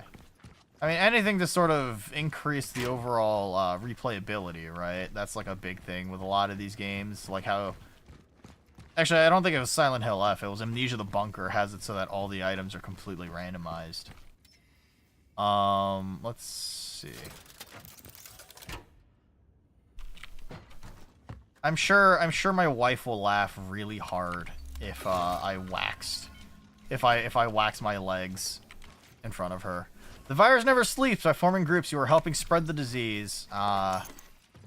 Delicious. And remember to spread the goodwill of being sick. No! Any audio log, I will get very irrationally upset. This is my favorite method of storytelling. Sitting around in a room and listening to people yap for about 400 minutes straight. Alright, so I need like bolt cutters, so I guess I'm going to be coming back here soon. Uh-oh. We're going outside. Oh, my frames are going to drop. Oh, that's pretty sick, actually. That's all right. I'll admit that's actually pretty cool. Like the visual of coming out of like a subway, seeing the tower, and then seeing the what's the word? And seeing like the split. Nice visual. Yeah. It's very Majula. Hi, Sable, the undead Lich Queen. Welcome on in. Welcome. You've come from the void between space and time. I've decided to study the realm of VTubers. I don't know if I'm a good VTuber to study. I don't know. I've had people stare at me, but I wouldn't necessarily call myself a pristine VTuber. I don't know. If you had to put me on a tier list, guys, what would you put me at? Let's see. Turn on the TV! They hit the tower! Hi, North Princess. Welcome on in. Welcome, welcome. How are you? How's everything going for you? F tier. Alcade, you a bitch. You a cunt. I hate you. I hope you die. Let's see. Any channel. RE7 or 2make first? I would argue that 2make is the better game. I would argue that 2make is probably the best modern Resident Evil game. I know that, like, Village and 4make are out, but 2make follows the classic RE formula a little better than 4make does, because 4make is an action game and is just third-person Doom if you really wanted to extrapolate it hard enough. Wait until you have... I mean, Void's from South America, so I don't know if he has the capability of really playing games in VR. I mean, I'm just saying that he probably is... I'm sorry. I'm not implying anything about South Americans. I mean, maybe I don't know. I'm not going to continue this line of thought. But anyway. Let's see. Only Union and Christ can give us shelter during the raging storm. I see. But that said, I think that RE7 is probably my third favorite Resident Evil game. It takes a lot of what makes classic Resident Evil work, but it is... maybe B tier. Damn, you guys are fucking mean. You guys are fucking cruel. I kill myself. You guys, my blood's gonna be on your hands. Think your nephew is an Oculus? Oh, well, time to bully the fuck out of your nephew and beat the shit out of him until he gives it up. All right, chemicals. All right. My blood will be on your hands. I will relish in that. Let's see. Listen, I already stole his PlayStation 4 to play Bloodborne. You gave it back, right? Actually, no, you didn't give it back, right? Because, after all, you're going to go back and play Bloodborne several more times, right? In all seriousness, though, I do think that RE2make is the better game. 7 is also kind of hamstrung by the fact that the first hour of it is heavily scripted. And, the game is rather slow, and I don't think it's as dynamic or as, like, smartly designed as the second game. I do think that 7 is paced incredibly well, and it's incredibly campy, and it's one of the funniest. It's extremely funny. It's extremely funny, and it's really entertaining, but still. Okay. See, there's corpses here, right? And they tell me that like, if a body is not destroyed, that, like, enemies can swallow it and become more powerful. But I can't destroy the enemies so far. I can't destroy their corpses. They're just kind of... Bad dog!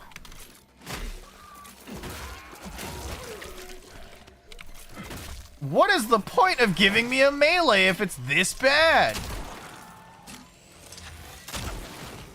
Alright, cool. Anyway, I'm going to be playing 2make, 7, 3make, and 0. I think that's the correct order of the quality from best to worst, right? Yes. Objectively, yes. 0 is not a good game. It's... Okay. RE0 is, like, really is a sight to behold. It's a very cool idea, but also... Let me destroy corpses. Uh-huh. 1981. What? Isn't RE0 being remade? There's been no news of the next remake. There's been no news of the next remake. The only games... remember, the only, like, demonstration that a game is confirmed is if a trailer for it unironically drops. Complex resources. Okay.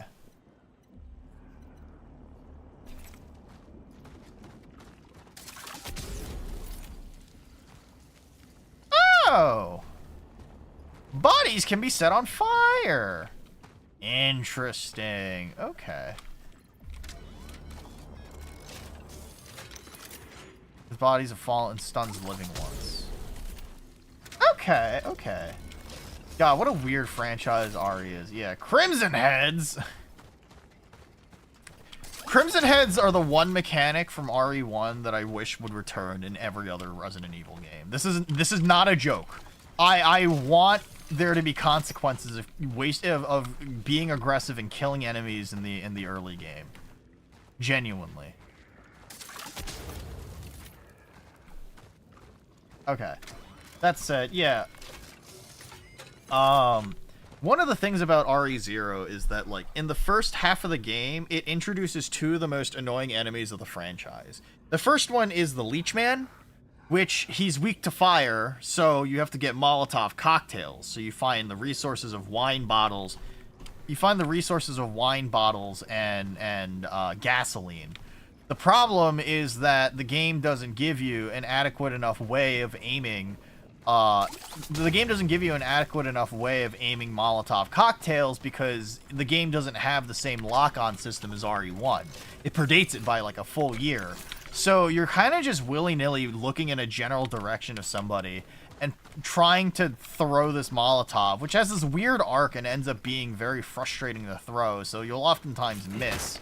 And it's also a precious resource because there's only so much gasoline in the game. But also, the man is Mr. Fantastic because he's leeches, and he can reach across a room, and for a game that's characterized by extremely slow-paced combat and one-shot-at-a-time gameplay, those are odds that I don't think that you shouldn't really be playing with. I thought a remake had the same lock-on as older games. Older games didn't have a lock-on. It was point in a general direction.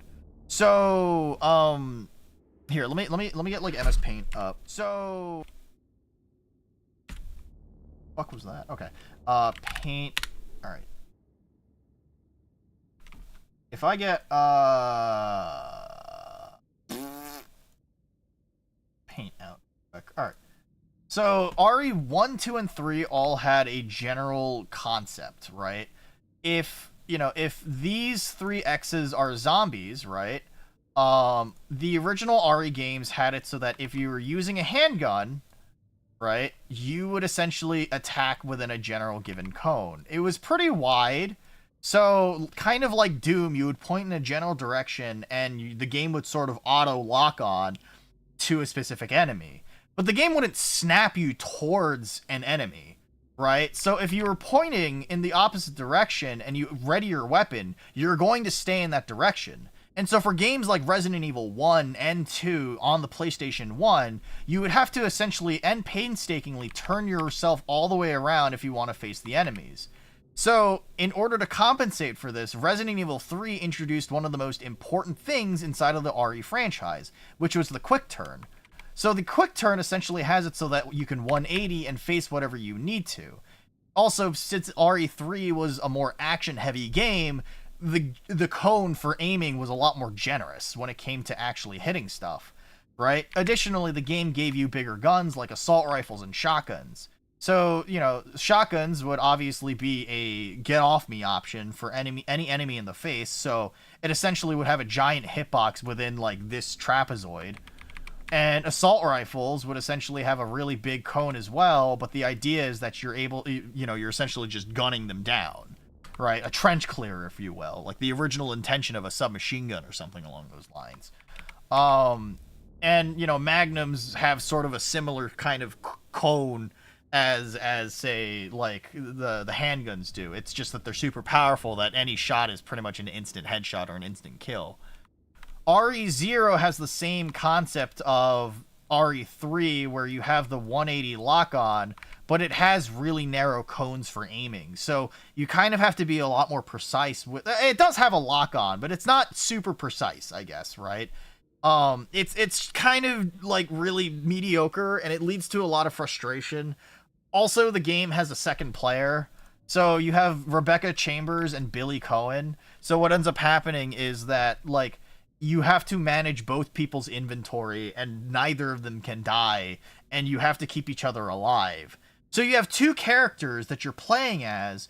However, you have the same healing item economy as a game with one character. So the game becomes extremely stringent on resources, and it becomes incredibly punishing, if you're not playing the game correctly. Resident Evil Remake has it so that if you're aiming this way, the game will automatically lock on to a specific target that you're looking at.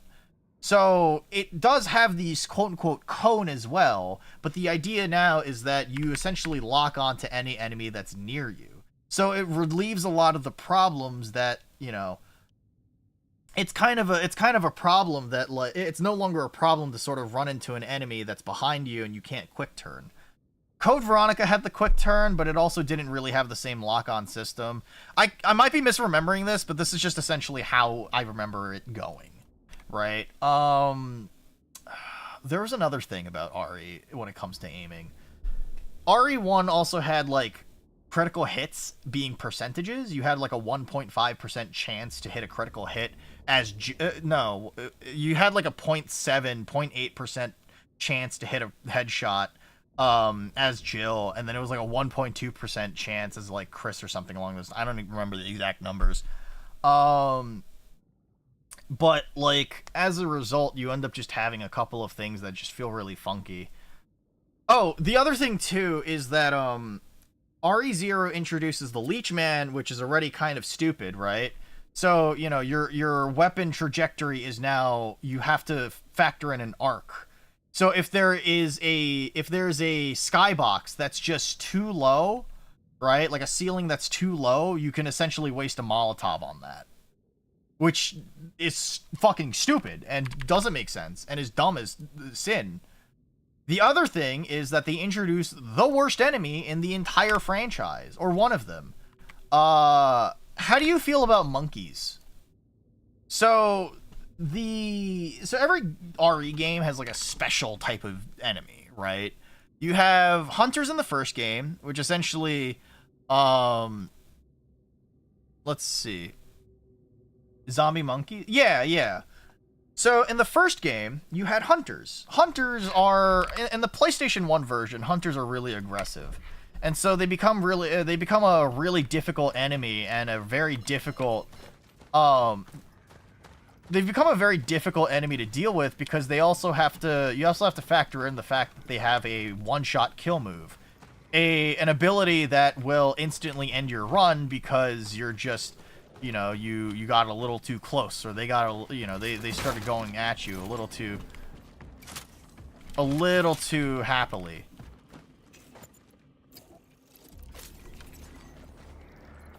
Okay. The second game had lickers, which, in my opinion, are pretty okay. You still have to aim down for them, but they climbed on walls as well, and you could stagger them pretty easily, and you could kill them pretty easily. But they were still a dangerous enemy inside of, like, most situations you were presented in. They also didn't have an instant kill move like the hunters did, so as a result, the game ended up becoming a little easier, while also still being a little annoying. Inside of Resident Evil 3, they brought back hunters, and they also brought back another enemy type. They brought in another enemy type. I can't remember off the top of my head what it is. But the big thing for me, that's really funky and really weird, is that Resident Evil 0 introduced the worst enemy type in classic RE, which are zombie monkeys. Now, hunters and lickers are fine because they're really big targets. So as long as you have distance and you can essentially shoot them, as long as you can shoot them from a distance, you don't really have to worry too much about, like, the difficulty of the fight, because you have the distance to compensate for the fact that, like, you know, like, you're being pushed. Zombie monkeys, or as they're called in-game, annihilators,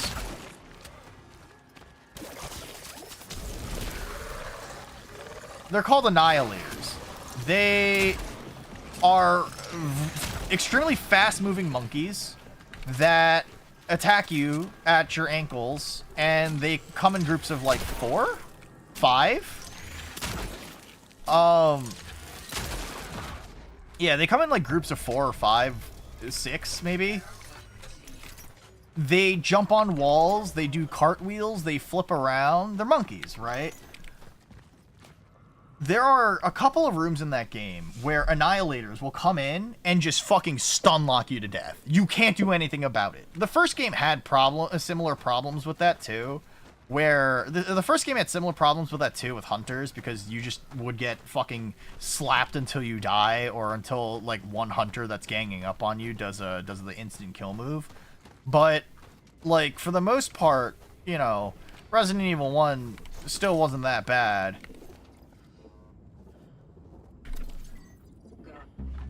What? But like, yeah, no, the best strategy that I found for the annihilators in my playthrough of RE0 was, as soon as you enter a room, take out your shotgun, get into a corner, and aim down. You can't aim at like the normal head level. You can't aim up, you can't aim normally, you have to just aim down. And you have to pray to God that you have enough ammunition to just blast the fucking monkeys away anytime they approach you. Which is really stupid and not fun and really bad. Huh.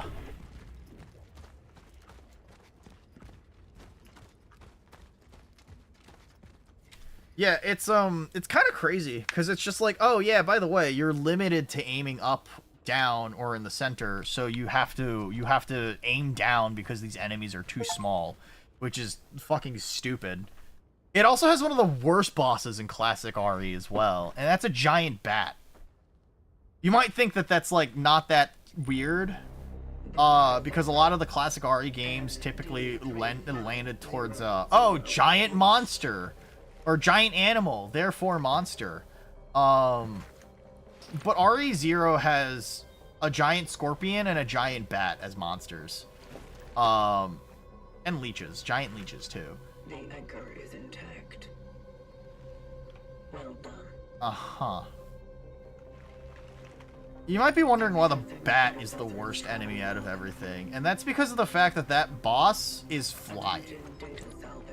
So, use my knowledge of how bad the lock-on system of that game is, and try to imagine how obnoxious fighting a giant flying bat is supposed to be. Uh-huh. Calculating coordinates. Confirmed dive location in D3. The nearby housing project. Okay. You never reached him. Yeah, no shit, he's dead. I will carry on where you left off. I do kind of dig a lot of the heavy synths that this game has as like a soundscape ambiance. But this game isn't really drawing me in quite yet. It looks neat. I like Spaceman, but you know. Oh my god, it's Samus Aran. Yeah, no, RE0 just had a lot of really questionable decisions. That game didn't have an item box either. The way that you were supposed to play RE0 in order to save all of your items was to literally drop every single one of your items in a safe room and then manually carry them over to another safe room in case you want it, in case you wanted to preserve it. Which is... Uh-huh?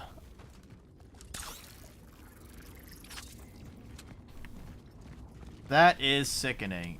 It's genuinely like a what were they kind of thinking deal that I'm legitimately surprised that nobody at one point during the actual like, you know, nobody at one point during the actual like development of that game was like, this is a bad idea, guys.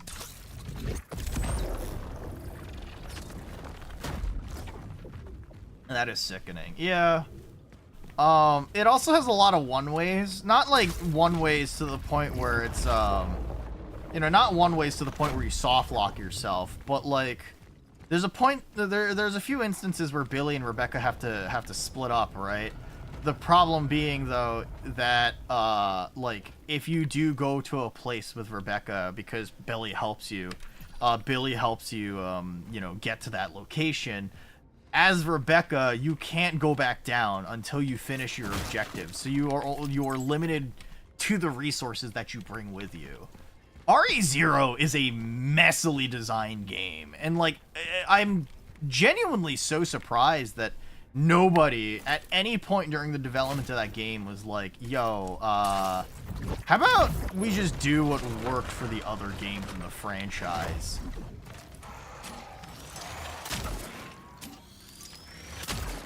I can't tell if that's the triangles are appearing because that's the glitch effect, or if that's because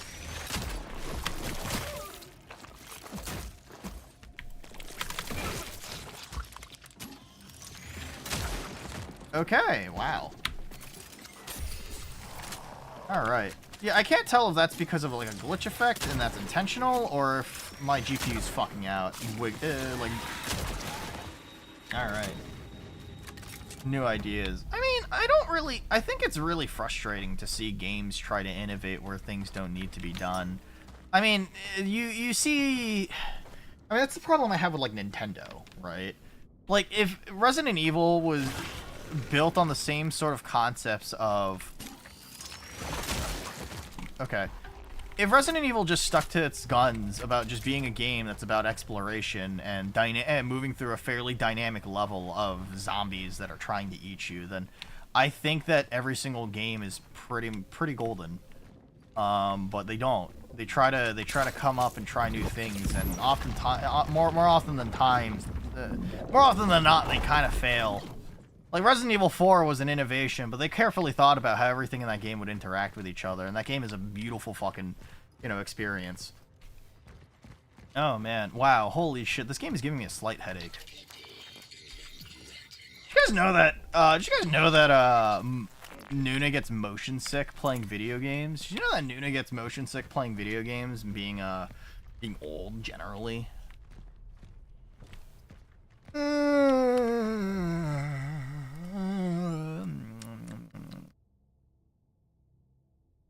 You know, it is really funny, actually. Motion sickness is weakness leaving your motion real. It is funny because, like, a lot of streamers I know have their own sort of, like... It plays the fastest paced FPS games. It's different! I can't change the FOV of this game. I really can't. Agent Cutters. Okay.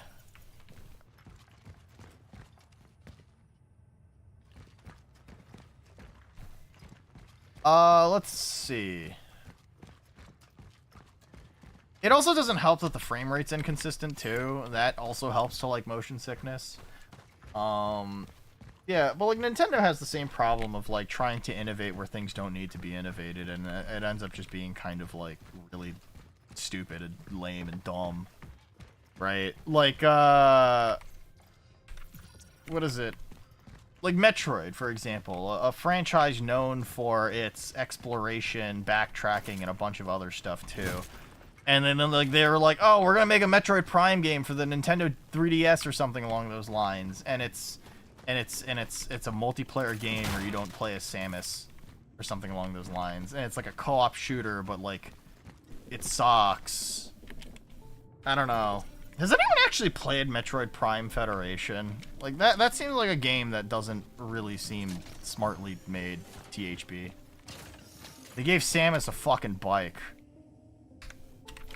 Man, it truly is the Strandis type Zelda game.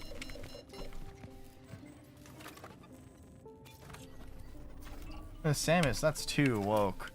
I don't know if it's woke. I don't know. I kind of hate when people bring up stuff being too woke these days.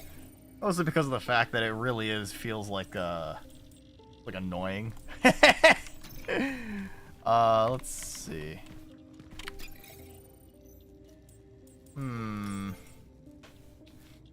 I've heard abominable things about that game. That was the kindest and only feedback that I was aware of. Yeah, pretty much.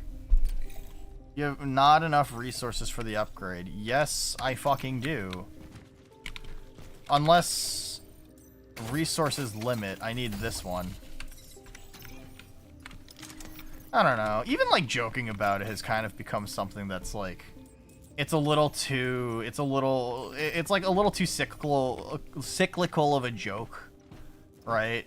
So much so that like, you know, people just make the same jokes over and over again, and it's a very like, it's annoying to hear. Like, woke doesn't mean anything anymore. DEI doesn't mean anything for games anymore to me. If the game is fun, I don't fucking care. The reason being is because I know for a fact that quote-unquote woke games can be fun. They can be legitimately really fucking cool. Here. I'm gonna link a very, very cool game in chat, and I want people to fucking check it out. It's called Unsighted. Have you ever played Majora's Mask before? It's a dystopian future. You play as this robot girl, and you go out of your way and save the day from essentially a world ending, right? This game, yeah, it's really good, and like I know 3 people that know of it, and it's really good. And if you play it, you'll understand what I mean by it's giga fucking, like, it's super gay. Like, and not in a bad way. Just I mean that, like, there's a lot of sort of, like, what is it? Like, the main character is a lesbian, right? Kind of deal. There's a lot of very, like, you know, this was definitely designed by a person who watches Steven's Universe kind of deal, right? And that's not a bad thing, because the actual game itself is fan-fucking-tastic. Oh my god, the actual game is fan-fucking-tastic, and I haven't played anything like it in such a long time. Poorly written. Yeah. I think it, like, a lot of it is just sort of, what is it? I think a good way to put it is that a lot of it is just like marketing buzz, right? People don't agree with something, so they'll just point to it and be like, this is X or Y, and then, I don't know. I stopped playing, I was lesbian. Oh, play Unsighted. The game's about lesbians or whatever. The premise of Unsighted is really fucking cool. It's a world that's ended, so as, what is it? And the last remaining remnants of quote-unquote society are these, you know, the last remaining remnants of society are basically these, like, robots that have a limited amount of time left on Earth. They all know they're going to die, and they're essentially spending the last couple of, like, hours, the last remaining hours of their life, essentially together before they go, quote-unquote, unsighted, which is essentially, like, their equivalent of Dark Souls going hollow, right? And it's, what is it? It has this, so as you play through the game, you are on a time limit. You are on a time limit because everybody, including yourself, is going to die, right? And you only have so many quote-unquote in-game hours to complete everything. And the game's not super long, right? You have 4 dungeons to take care of. You know, you have to fight a bunch of bosses and so on and so forth. Like, the game is not what I would consider to be, like, egregiously difficult. But, you know, you have to get a move on. And, like, one of the big things is that not everybody has, you don't have enough, like, not everybody has an exorbitant amount of time, right? Some characters have a lot of time remaining. Other characters are probably going to die within a fucking day or two. And, like, you know, as the game continues, you get an item, like Chrono Dust or whatever the fuck it is, right? And basically, you can administer to these robots who, who essentially have this, you know, you can extend their lifespan by maybe another, like, 20 hours, 12 hours, 24 in-game hours.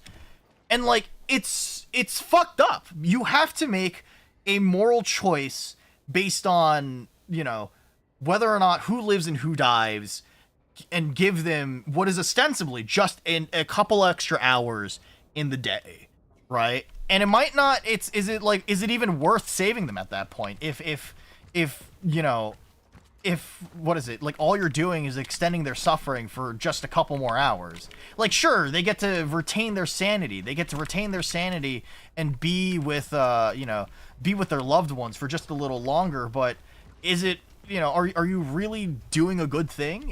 There's a lot of moral weight on choosing who lives and who dies based on that. And I think that's like fantastic fucking writing. That's amazing mechanical. That's like, you know, that's amazing ludonarrative dissonance right there. Like it's genuinely really well thought out.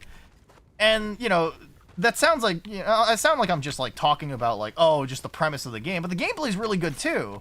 And the best thing I can compare it to is just that it's Zelda, right? You have the dungeon exploration of Zelda, but it's refined of like 2D Zelda, but it's refined to a point where it never really feels like it's overwhelmingly like simple or made for kids or anything of the sort like that. So you get a bunch of items that you use for puzzles, as well as and you mix that up with pretty decent like okay combat too, and it ends up being a pretty solid game. Where the fuck is the ball of this? My buttocks have never clenched harder. It's a really solid game. Yeah, sure, there's like Dark Souls leveling and stuff like that, where you add like upgrades to your weapons and stuff, and the game isn't too unforgiving to the point. The game's not too unforgiving to the point where like it's so brutal and you're stressed. But the game also does have like a no stress mode where you can turn the clock off, right? And you can get whatever ending you need to make it happy and so on and so forth. But like, still, there's a lot of really cool moral complications that the game has that I think is really fascinating. And for as quote unquote woke as the game is, it's an extremely intriguing piece of work, right? Like, damn.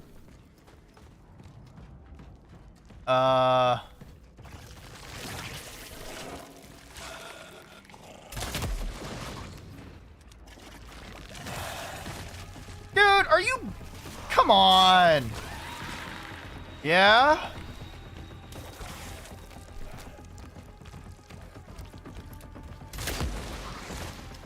Definitely gonna play it later. It's a good game. It's a really good game.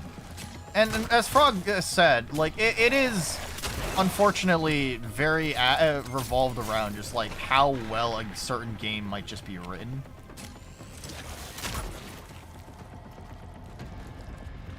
Oh, that's really cool.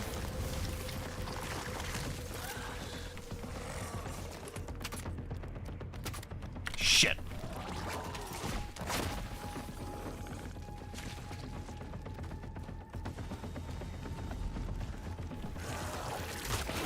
Fuck.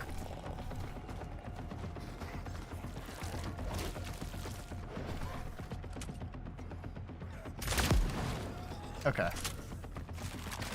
You're still alive? Oh, okay. Note to self. Do not let enemies eat each other. That's crazy. That's a really cool mechanic. I like that. I like that.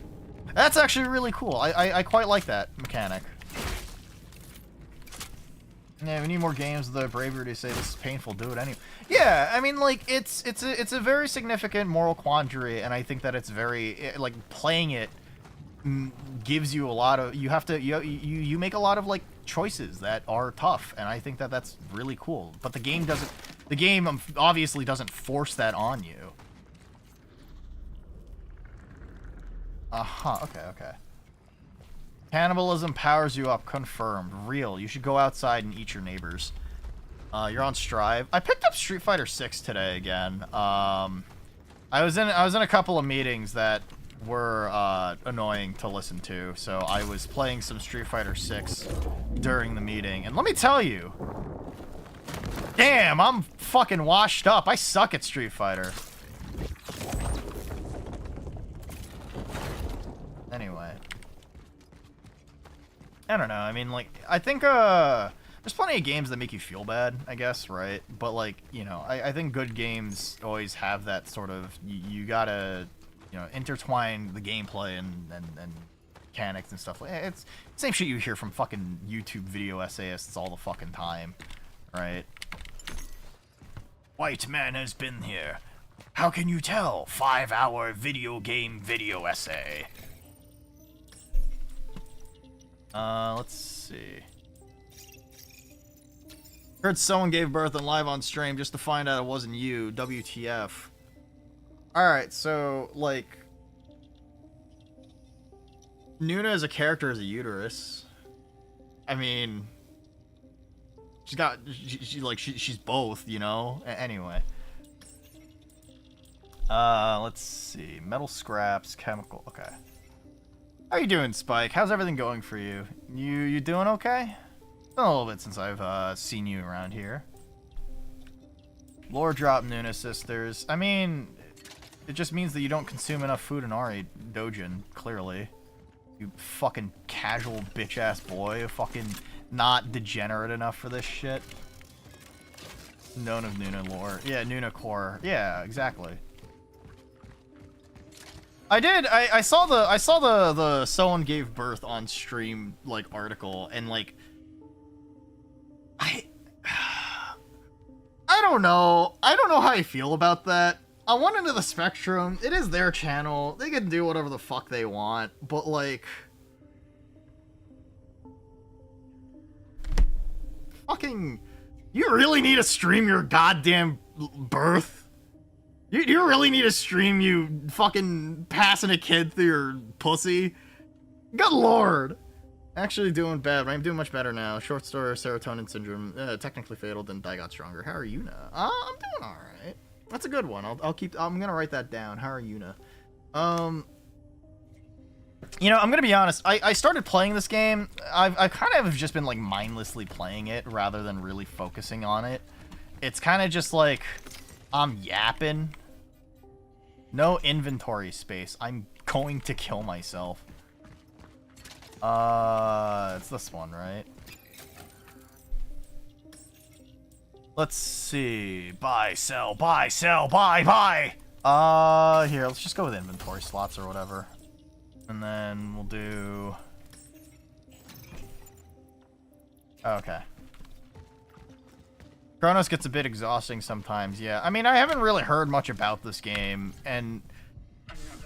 like, there's a few, like, mechanics so far that are just, like, kind of neat. I like the idea that enemies get stronger by consuming their dead ones, right? Which I think is really cool.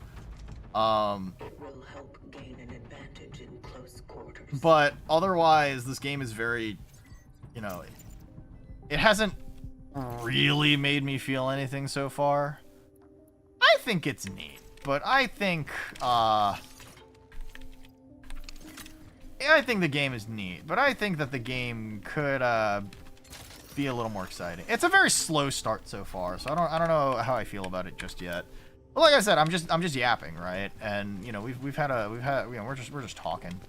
I mean, I'm having a decent time, right? I'm happy that you guys are, like, willing to talk with me and listen to me and, you know, be like cool fellas. We just talked about a game called Unsighted, which is like an indie Zelda like Majora's Mask like that I really like, and I wish more people would play it because literally me and like there's only like me and 3 other people in the world who have ever played the game. So depends if it's genetic. To me it was a medication thing. Change meds. Now my Tulpa GF is gone. I overproduce serotonin. I get medical help daily. Did you actually have a Tulpa GF? There's somebody that I had to ban because he was a weirdo, because he would constantly talk about his Tulpa Owl GF, but he was a weirdo that ended up going out of his way and kept threatening to draw people pregnant and just was a weird sexual deviant. Grrr. Anyway.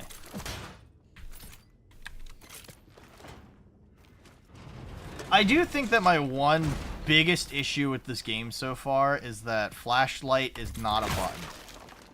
Sex pests are the worst, not gonna lie. I mean, I called him out for it at some point, and like I straight up told him, like, you're not funny, like you just make people uncomfortable, like why, like, don't do this anymore. And I drew explicit boundaries on stream, and then after that he disappeared for like a couple of weeks. A couple of months, or at least if he did come back in, he would be a little calmer. And then at some point, he just went back to being like just full-on fucking weirdo. And at some point, threatened to draw me pregnant. And then I was like, I'm like, what is wrong with you? I told you to fuck off. And he's just like, oh, what are you gonna do? Ban me? And I just banned him because he's a fucking weirdo. I hope I hope that guy dies in a car accident. I hope his family doesn't fucking miss him. Alright, who is this? Falcon Jack, if you've heard of him. He kind of hangs out with what is it, like Hazmat's like community, Flavorful, Malcra. Yeah, it's like a weird fucking thing to say to somebody. And like, don't get me wrong, yeah, he's kind of unhinged.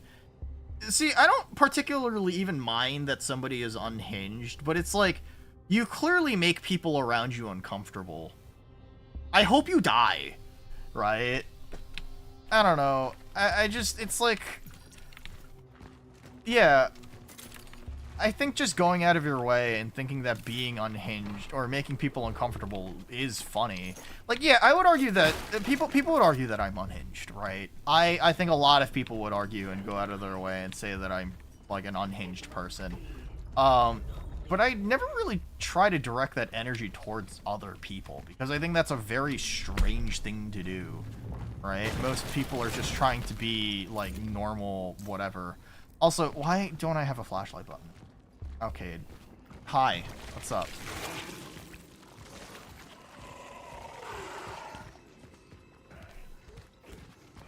Are there more enemies that I can trigger here, or... Because there's a lot of these. There's a lot of these, propane tanks. Propane and propane accessories.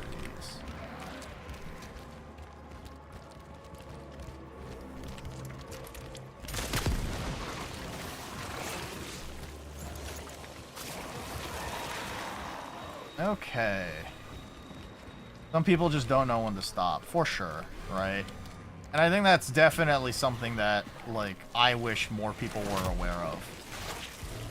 It's the same feeling I have talking to people and telling them to fuck off with, like, backseating or something along those lines. Oh, okay, that's a lot of dudes.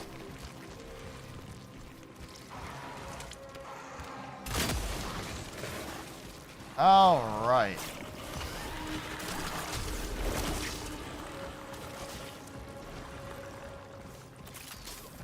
No, I don't have a fire thing. Okay. Huh.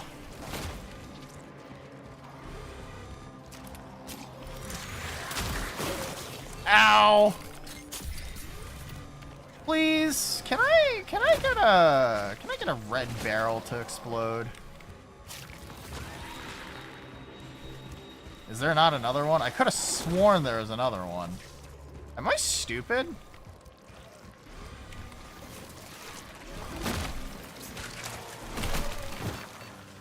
Uh-oh. Fellas, I don't know if this was turning it. There's a balance. Some people just don't know when to stop. Yeah, pretty much. I too like my 5 minutes of fame in chat.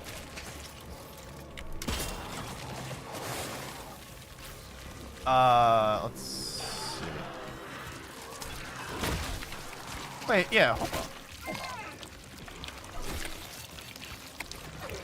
Oh, I got gripped. Huh. Guys, I don't think I'm making it out of this one.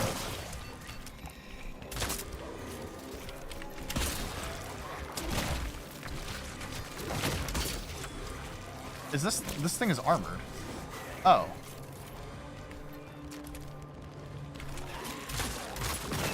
Yeah, alright. Huh! Your mission is failed. But I usually move on and just be regular. Sometimes it's 10 minutes. Yeah, I mean, I think I've known you long enough, Spike, that you're just kind of a normal person, right?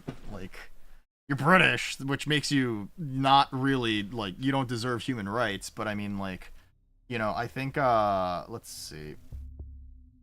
I do genuinely think that, like, you're a fairly normal person. I've known you long enough that most of the things you say are genuinely taken either as jokes or, you know, not really something to be, you know, to ridicule you for.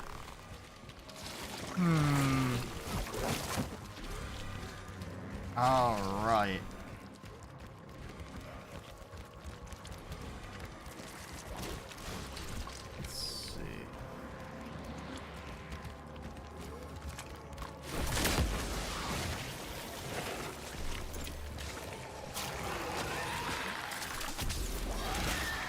Alright, that should technically delete the corpses, right? Oh, okay. Shotgun does good work. Shotgun does very good work. I like this thing. It's very nice. Uh-oh.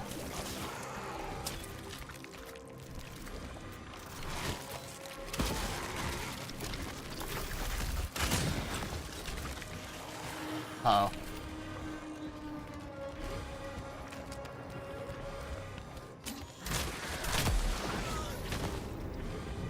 There it is, right?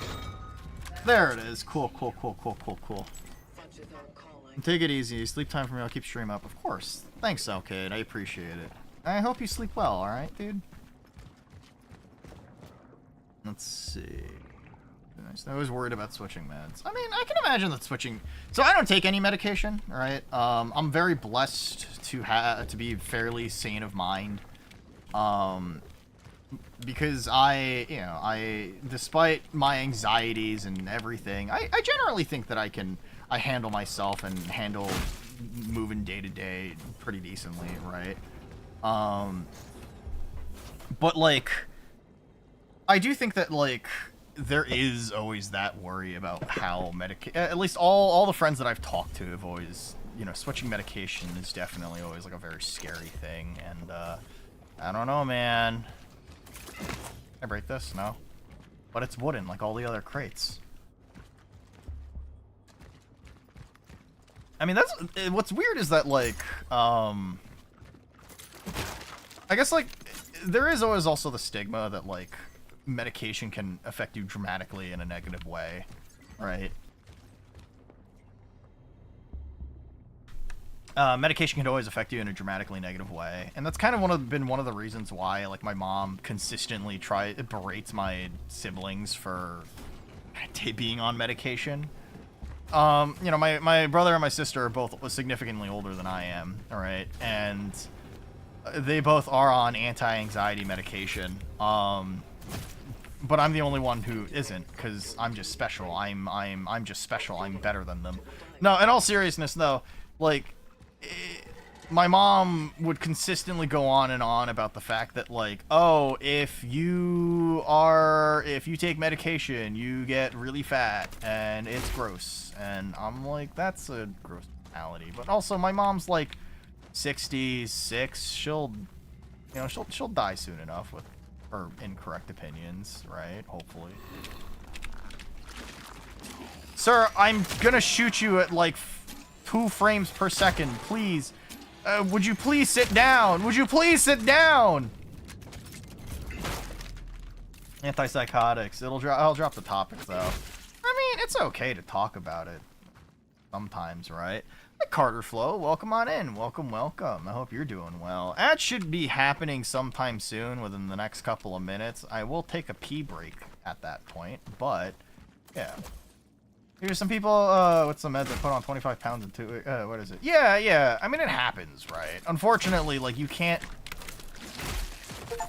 Unfortunately, it's one of those things where you can't really do... It's like, oh, do you care more about your weight, or, do you want to kind of try and take care of your brain? As kind of fucked up as it is, sometimes people are stuck having to make that choice.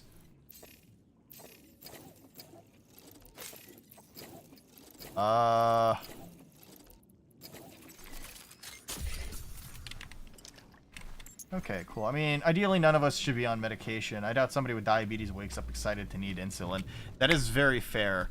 Alright, I'm gonna go quickly pee for about, really quickly. I'll be right back.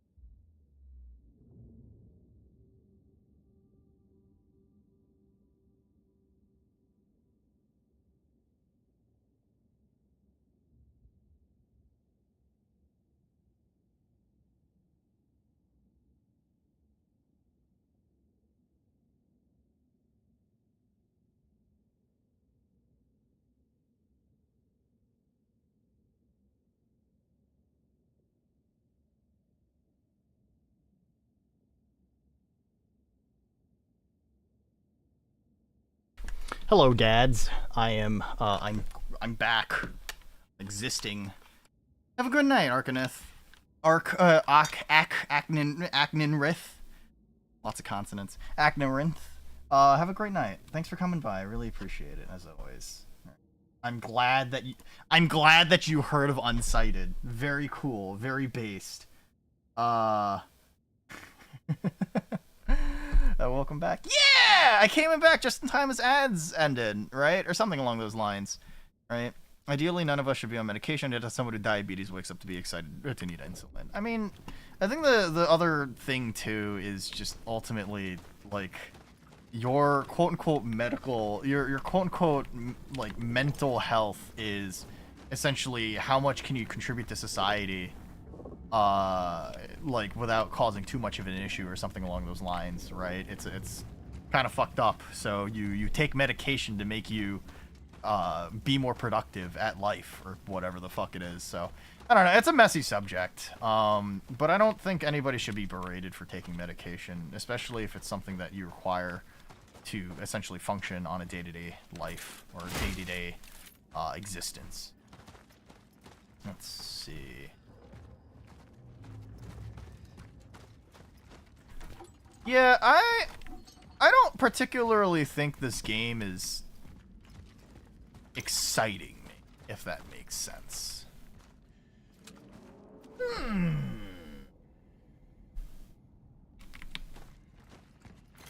This has been very, like, slow burn, but it's extremely, like, I'm just playing Dead Space. If Dead Space were poorly optimized. I'm sure this game does a lot of really cool things, but do I just need to give it a little more time, or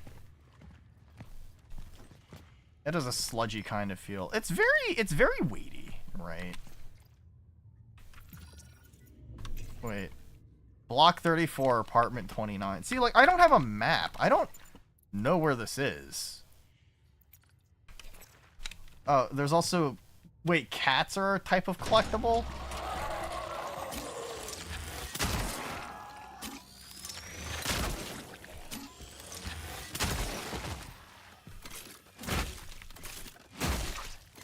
Okay. Yeah. James felt pretty fast overall in 2-make, so I'm surprised that, like, Traveler feels kind of like traveling through molasses. Cats are indeed collectible. Me, as the crazy cat lady of the street, and I have like 400 cats.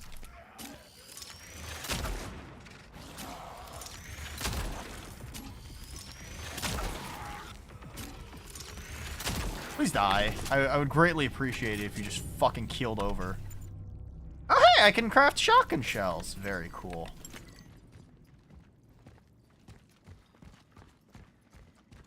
I guess, maybe I'll change. I originally had Chronos set up as, like, a game that I would play on Saturday, but maybe I might change that. I'm not sure what I'll play on Saturday, right? I don't know. Worst case scenario, I could say fuck it and just play, let's see. Just...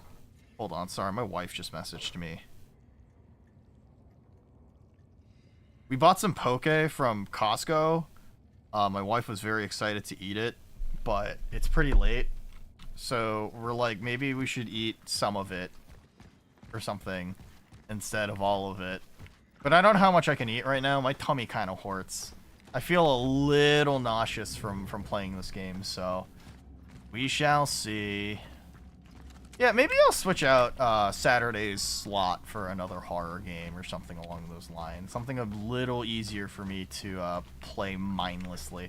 I mean, I think I can play this game mindlessly, but I also think that as a result, this game ends up being a little difficult to enjoy, I guess is a good way to put it. I like it when I get invested into a game, and unfortunately, this isn't doing it for me. Grrr.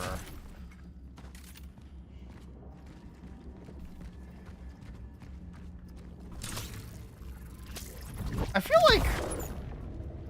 like my taste in horror games is a little too nuanced at times.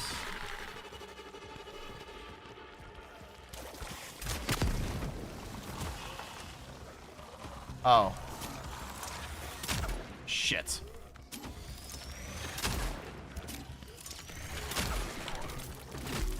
I keep thinking that I can dodge, like in Silent Hill 2, but I can't.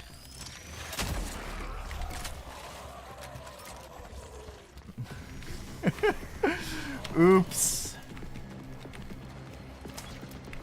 Oops. Hold on. God damn it.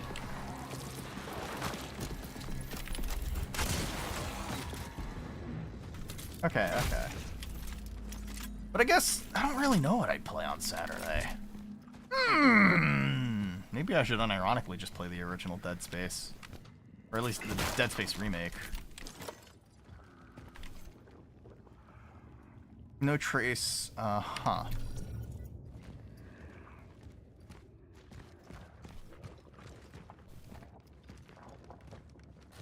Are there any other horror games that have gotten really popular that isn't like a shitty mascot horror game?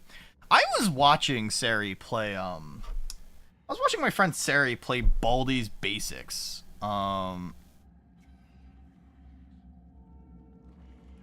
Just a bit, my tummy hurt.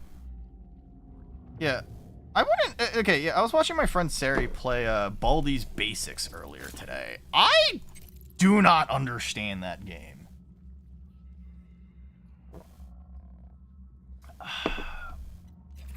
I don't understand why that game became popular. In the same vein that I don't understand why Five Nights at Freddy's became popular. I'm glad that people found something that they like, but it feels like an actual Newgrounds troll game.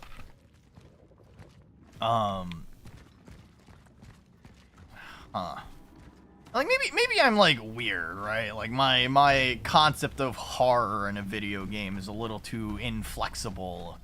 But I still feel like even compared to a lot of the other stuff that tries to be like, you know, that tries to either A, psych you out, or B, end up, you know, it's like dark and sort of spoopy and preys on your nostalgia for like, I don't know, childlike animatronics and stuff like that. Like, I can at least understand why somebody might find Five Nights at Freddy's spoopy, because it has an environment that invites that, right? It's sort of dark, it's grimy, there's a sort of disgusting you know, there's a sort of disgusting layer to the entire franchise.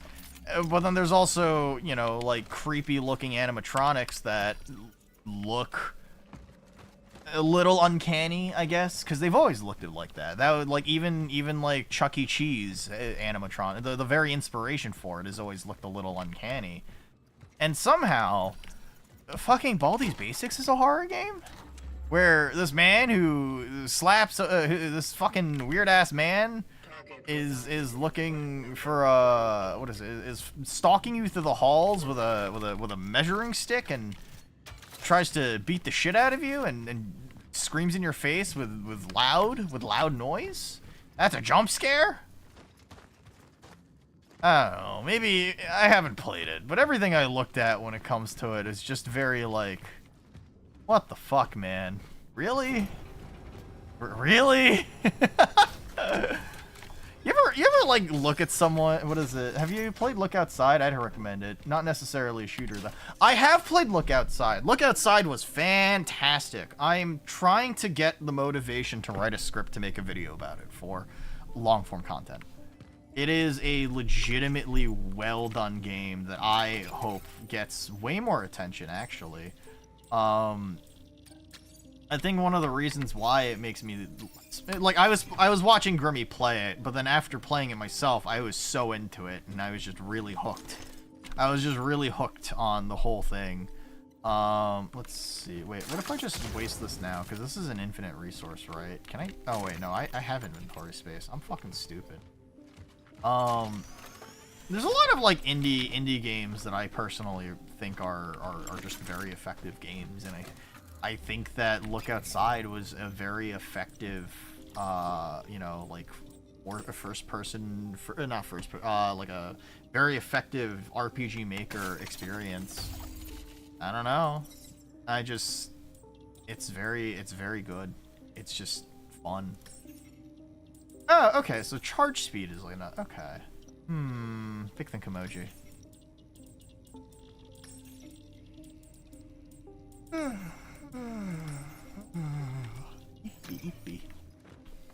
Hooked on phonics. What about phonics? I did want to play a couple of horror games on stream next week. One of them was Amanda the Adventurer. I don't know anything about this one. I just know that, like, Hazmat recommends it.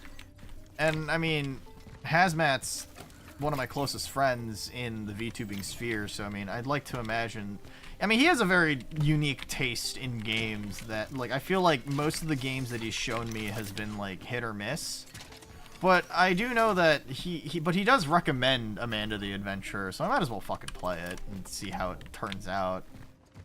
I mean, if my friend Nice Eggy can play it, that means that it's not spoopy, right? Something along those lines. I don't know. What the fuck is a horror game anyway? Let's see.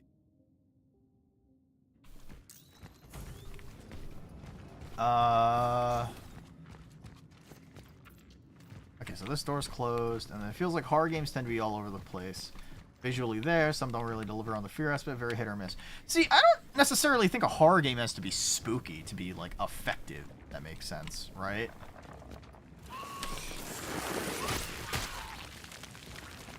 Oh, so these are just proxy mines. Okay. That's kind of... Alright. So I'm assuming the next combat arena I go towards is going to... I'm assuming the next combat arena I go towards is going to have something like this, huh? Hi, Elmantis! How are you? How's everything going for you? Elmantis, can you tell me, what's your greatest fear? Can you tell me what you fear? What are you scared of?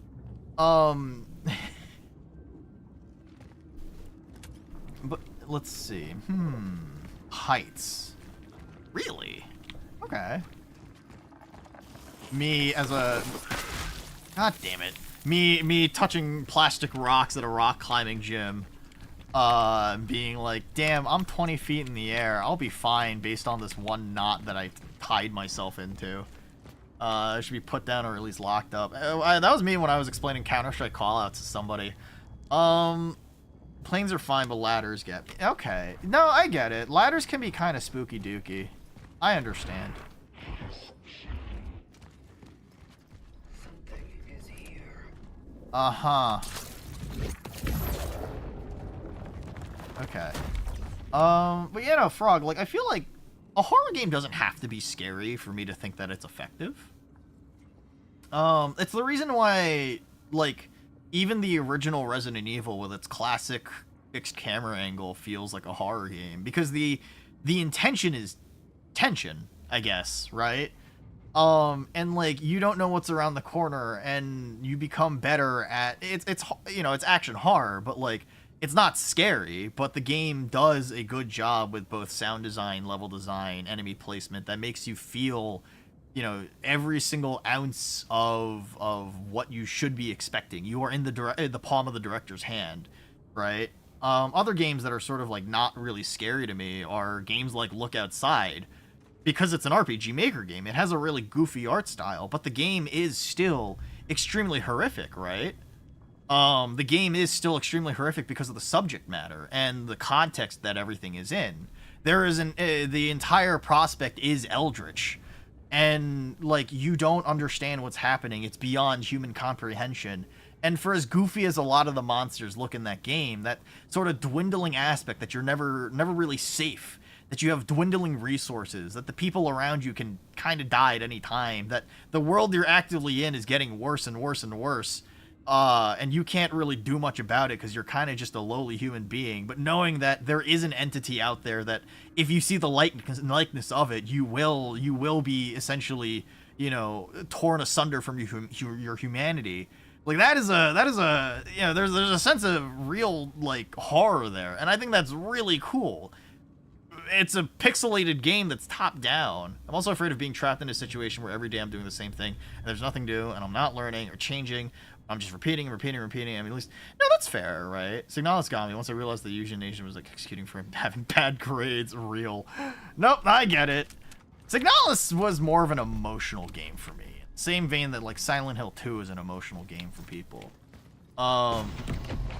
Hello! Okay. Goodbye! I'll see you later, buddy. Let's see. But yeah, no, I totally get it, right? I was like, yeah, I'm playing this character who can be anywhere from 6+ to 20 years old, and she's beating up her dad with a sword, and that's also a motorcycle, and that's also a railgun. She's from all. Yeah, no, that's definitely a way to introduce and explain Guilty Gear to someone. But yeah, I think I definitely have sort of run into that kind of like thing before, where it's like, oh, there is an existential dread to living. Like a day-to-day, like a daily job that is fucking egregiously awful. The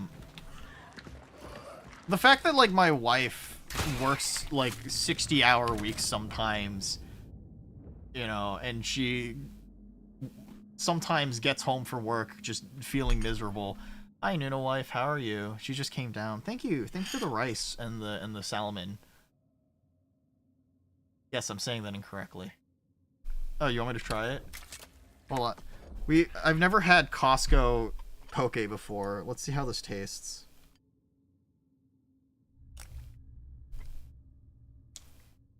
Pretty good. It's a little like... It's spiced with sriracha. Yeah, okay. Huh. That ain't half bad.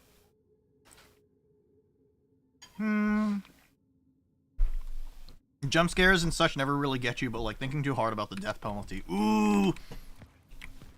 I love it when the death penalty, I love when executions go poorly and you're sitting there suffering as you're trying to be killed by the state. Ooh, I love execution. What's your favorite execution method? What's the most like horrifying execution method that you can think of?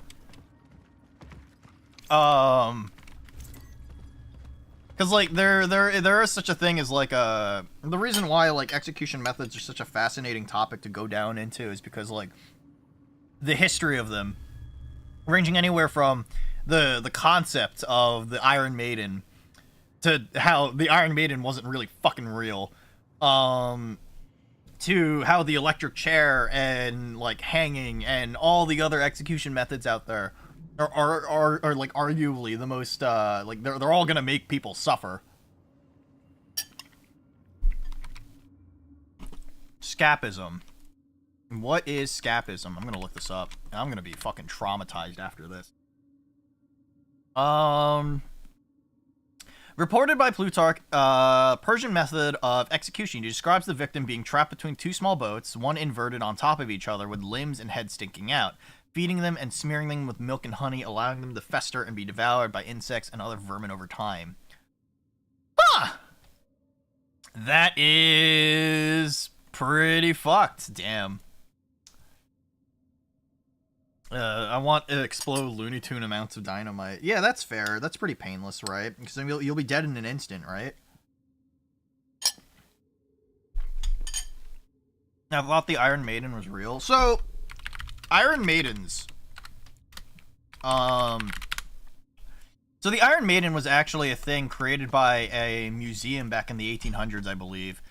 It was essentially, like... Okay.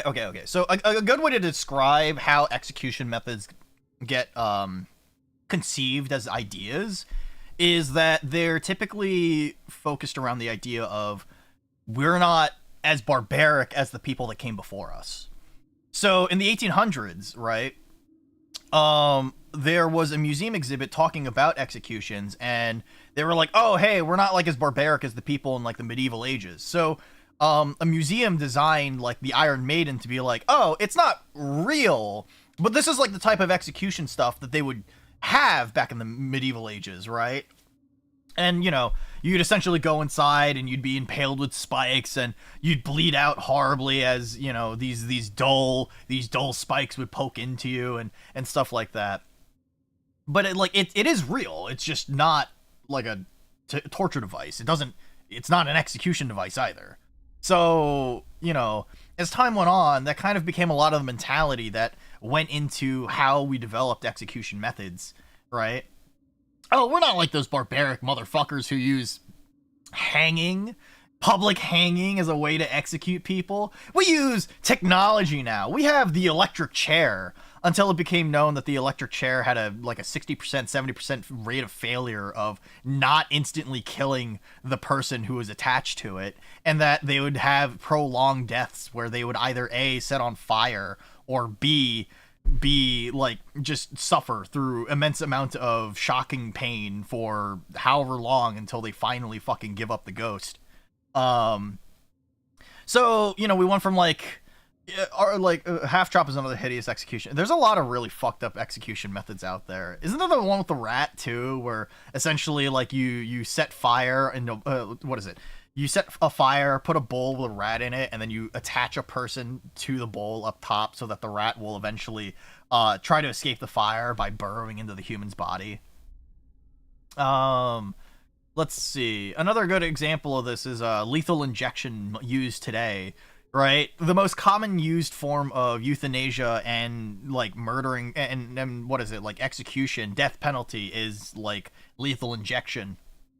But that also has had multiple states of failure nowadays too, where people essentially would seize up and the, you know, whatever drug goes into their bloodline won't exactly kill them, but they will be in prolonged suffering until it finally does kill them. So, arguably, the most humane way to fucking execute somebody is, like, unironically firing squad. And even then, that can fail. Or just execution by gunning somebody in the back of the head. I mean, you say it's fucked up. I say it's fast, right? And it's kind of crazy how much, like, even though we're supposed to be telling each other, like, hey, we're all good people, no matter what, humanity is trying to find ways to humanely kill your fellow man. And that's kind of a funny little thing, right? All right, let's see. What is half chop? Half chop execution.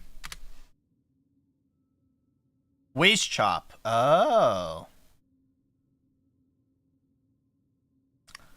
Oh, okay. It's a Chinese thing where basically known as cutting into at the waist was a form of execution used in ancient China. As the name implies, it involved the condemned being sliced in two at the waist by an executioner. Yeah. There are three forms of execution used in the Zhou Dynasty. Tearing apart by tying the arms and legs to carts moving in opposite directions, the waist chop, and beheading. Right? So, interesting. I heard that sometimes they'll tell them that there's a blank round in one of the guns, so everyone can claim that I didn't kill that person since they don't really know who had the blank. Yeah. It's kind of crazy how much that actually is sort of... that is a thing, if I recall. So that way that, like, nobody takes accountability, and it's rather the whole group takes accountability for killing somebody. I mean, imagine him being employed... Sorry, I'm just eating the rest of this rice and salmon. Yeah. Like, I think it's really fascinating to think about the type of person to be employed by a firing squad and how that makes, or like how that would essentially influence their psyche as time goes on. Because if you think about it, like every single day you do, you know, you go to work. I mean, yeah, you're probably just working at a prison day to day. There's probably not like an execution every single fucking day. And I think there's only one state in the U.S. today that still uses death by firing squad. But arguably, you know, if you're responsible and assigned to it, and you do it often enough, you just become desensitized to it. How does your morality, how do your ethics change as you sort of become responsible for being part of the group that kills somebody off?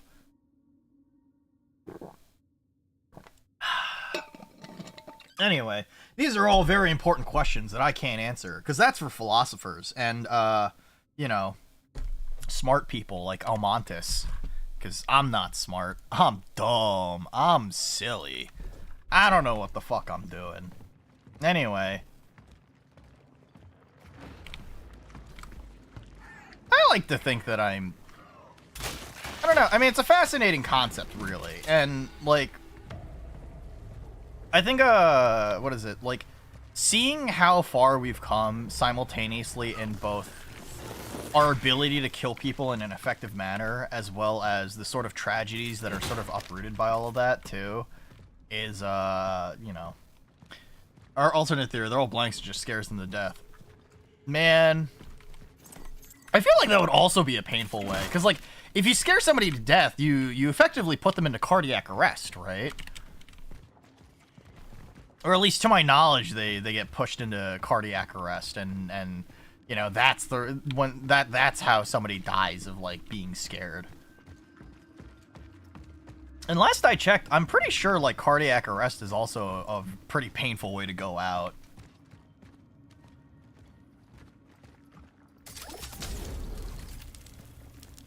Is this progress, or... Oh, okay.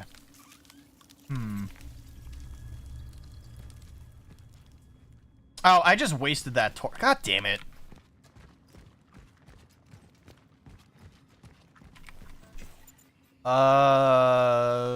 Sippy juice? Yeah, sippy juice. There it is.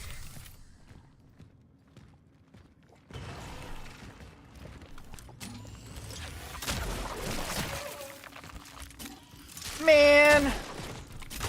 Fuck off. You know, I bet Almontis didn't expect to come into this stream and start talking about execution with me. Kazuma from Konosuba? Yeah, exactly like him, actually.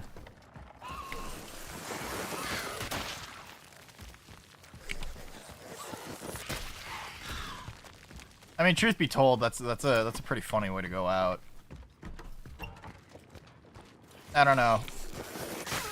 Ow, fuck.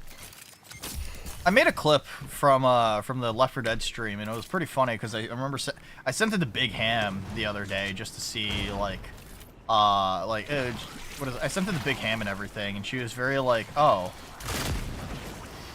whoops, that was a waste. Ow.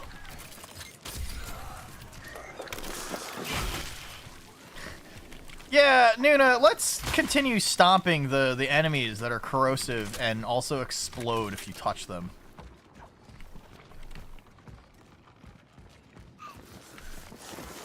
Heroin overdose wouldn't be so bad. Not that I've ever done drugs.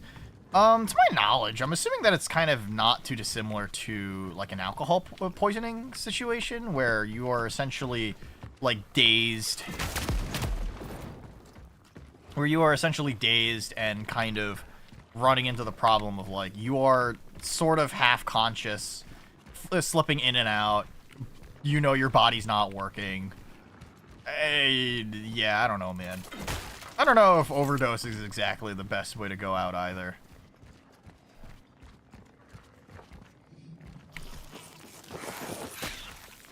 Okay. But yeah, no, I sent the video of the clip that I was working on to Big Ham, and she was just like, after coming back from the clip, she was just like, this is a very Nuna-coded question, which was, if your friends died, who are you leaving behind?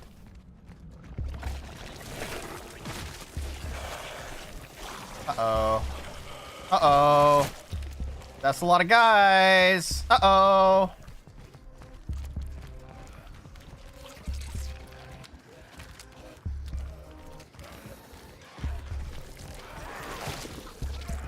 I need every single one of you to get into this room, please. I beg of you. There it is. So worth it. Alright.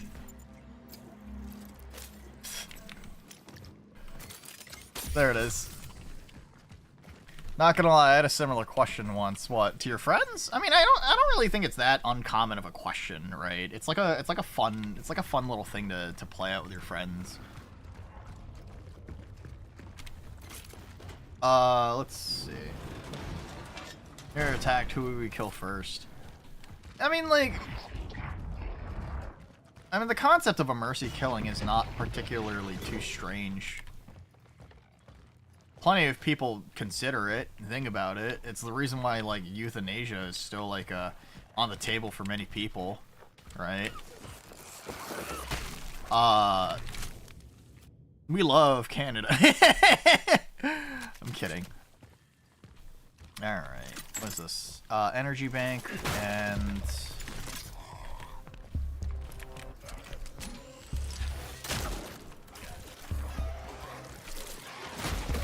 Game, you can't, like, not have enemies be staggered by the stupid fucking, like, super focus shot. Come on, man. It ended up being me, BTW. I mean, like, I've talked about it before with a couple of friends, right? About, like, what is it? About, like, it's like not a, what is it? There's, like, a common hypothetical of people being like, oh, would you survive the zombie apocalypse? And the truth is that, it depends on who you are, right?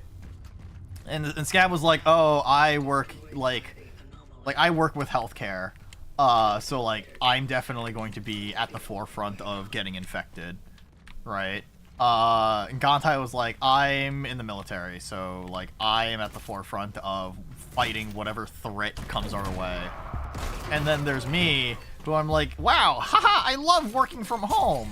Then, like, I've also asked my wife about, like, what is it? Like, we've talked about it before back in college, of, like, oh, like, if there's an apocalyptic situation like this, like, would you survive in a zombie apocalypse? And, you know, really the conclusion is, like, being a man in the zombie apocalypse is very different from being a woman.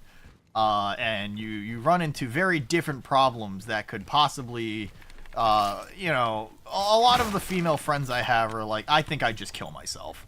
Which is, you know, respectable enough, I guess, right? It's not too, you know, it's not a bad solution if, you know, truth be told, because shit sucks, man. No, I don't want audiobook!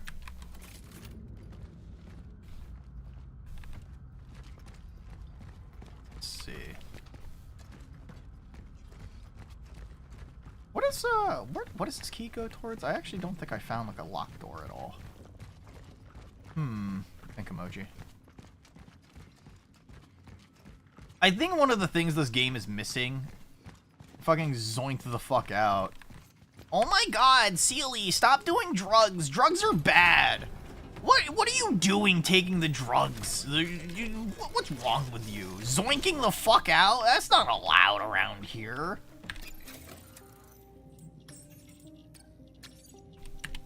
No, I do more drugs. I had to go undercover, so I had to do drugs. I had to deal drugs. The Rainbow Six Siege reference. Dog shit video game starring. Anyway, charge speed. It's probably better if I just invest in the charge speed. Alright.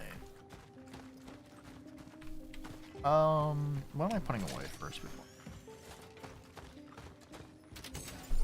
Okay. You alright, though? Did you just, like, doze off at your bed, or... Dangerous tool store. Interesting.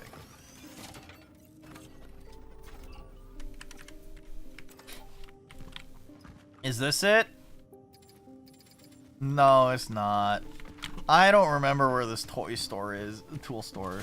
Shower, then dozed while drying. Oh. I'm surprised you can fall asleep while being, like, wet. Alright, the reason why I died first was we'd have to kill you first because, like, the dude who we're actually planning on killing for their meat said he didn't want to die before you and have you shit talk how they taste. Does that matter? It's meat! I don't know. Maybe it probably does matter, but, like, in my brain, I'm just like, oh, you shoot projectiles. It's not very nice. Okay. How many resources do? How many bullet making things can I make?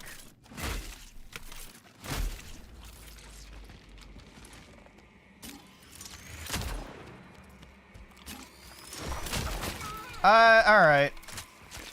This game doesn't give you a lot of defensive options.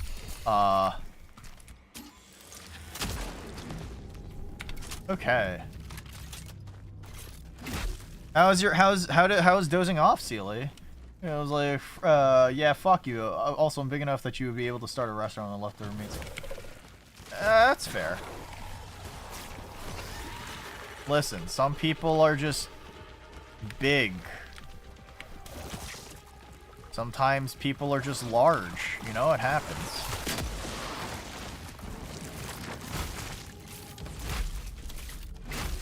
Okay. Huh. This game does the Resident Evil 4 thing with pickups, so it was like 3 or 4 rows. This was a club trip.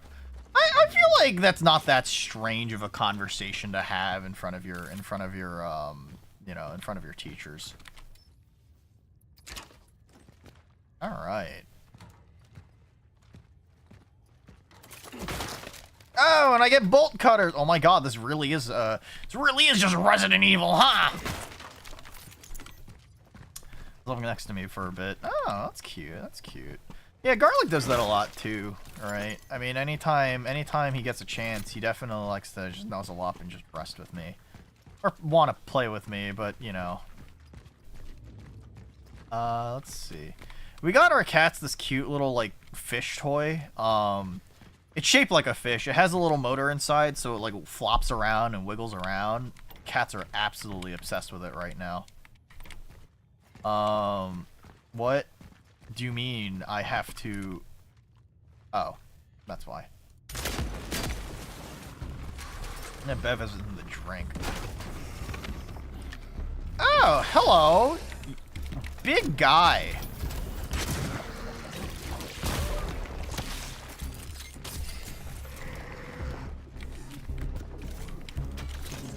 Huh.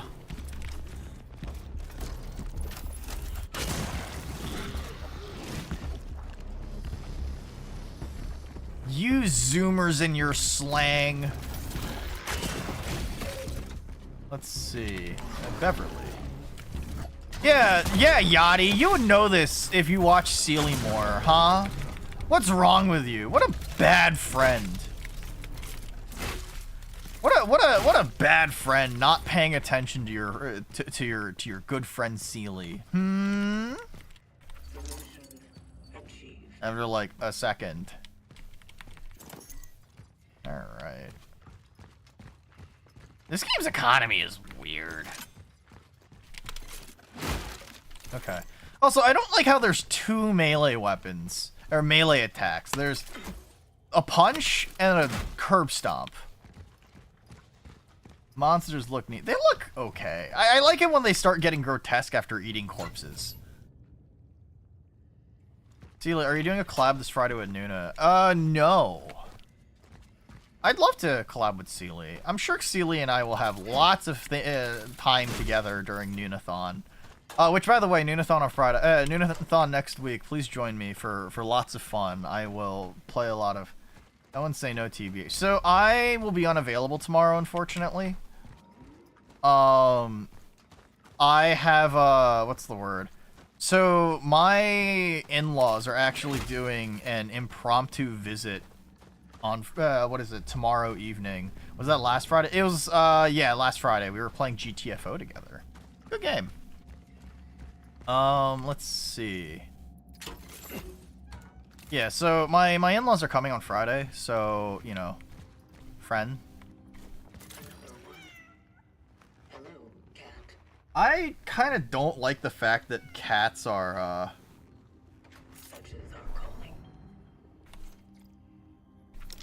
found in Sector 3. Oh, shit. Wait, if I go all the way... If I backtrack... Wait, what? Was that all I came here for? It was the fucking cat with the key? Why would the cat gatekeep and hold the... Why is the cat a treasure chest? Huh.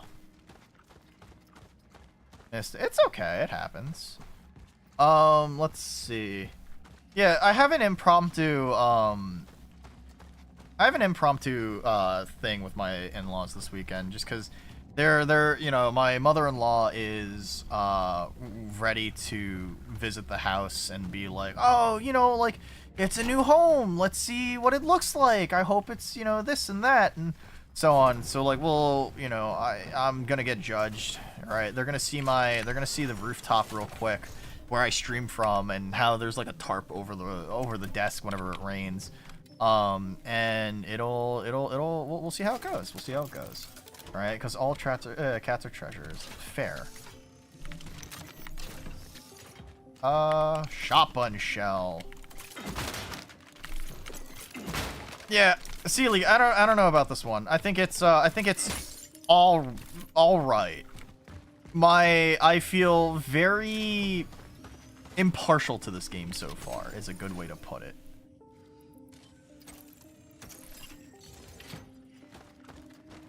All right. Suit integrity. Wow. Wait, is there anything I can't? No. Okay.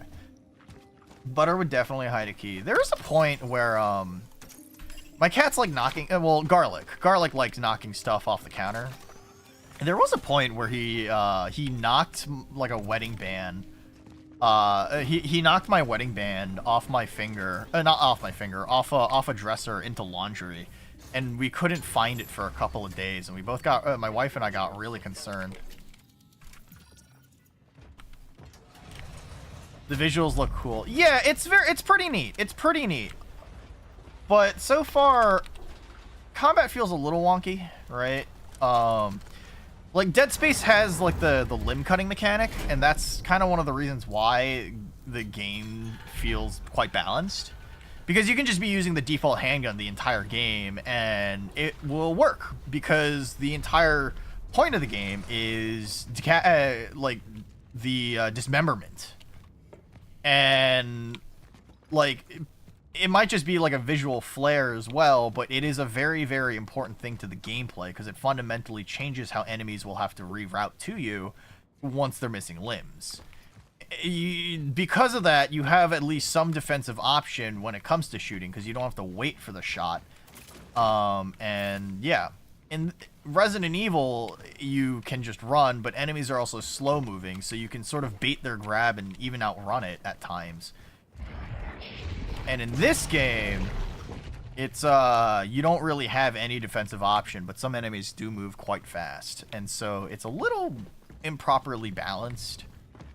Evened out by the fact I'm not playing this on a hard difficulty. This game didn't give me a difficulty, a slider or anything of the sort like that. So maybe I'm just playing the game wrong. Who knows?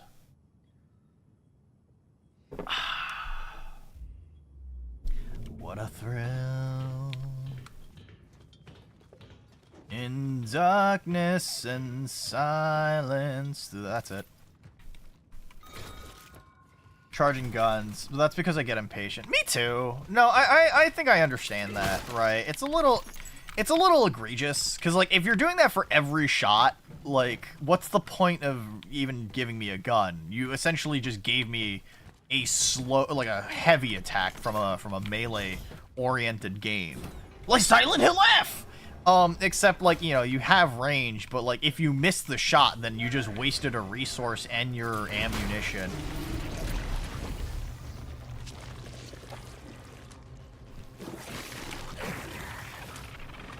Hi, you're a goopy monster. Goopy monster.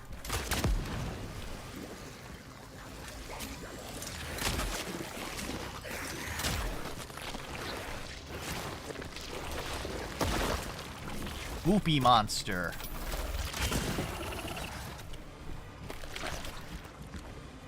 Boop.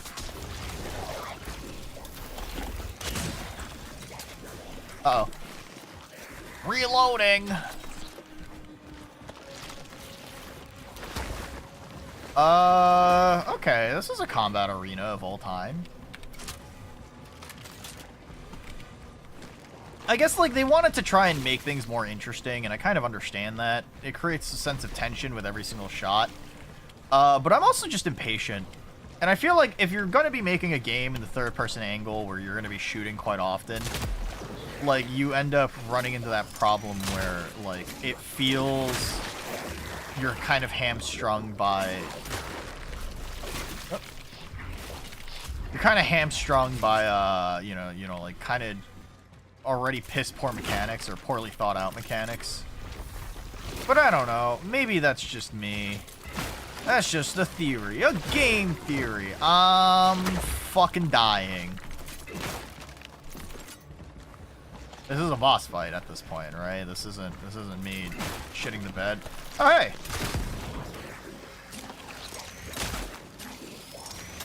Wait, this is just the fucking plant guys from Resident Evil 2. But, like, recontextualized to be, Yeah,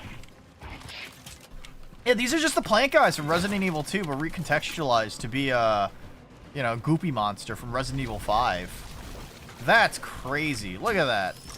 I'm drawing my own conclusions, guys.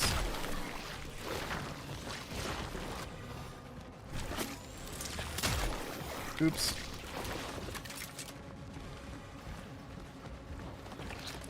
Oh yeah, there's another trash can here, or not a jerry rig here, or explosive barrel.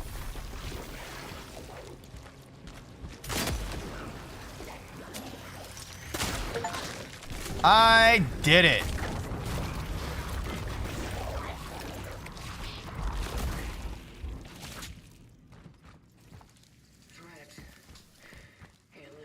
I think the HOA is gonna have problems with how we accidentally clogged a drain with Goopy Monster. Huh. Wait, that really was just a Resident Evil 5 monster. Oh my god, it really was!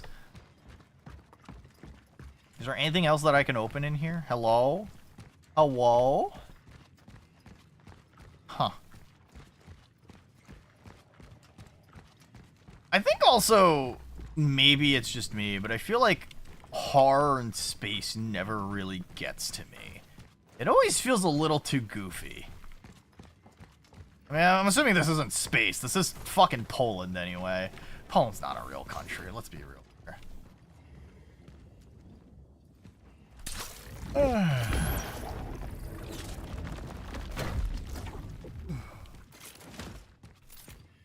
There's like charge characters in fighting games and stuff like that, and I'm just like, damn, I'm impatient. Just let me throw out the move, please.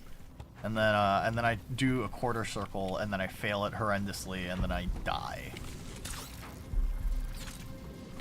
What? What is this? Oh. Uh-huh.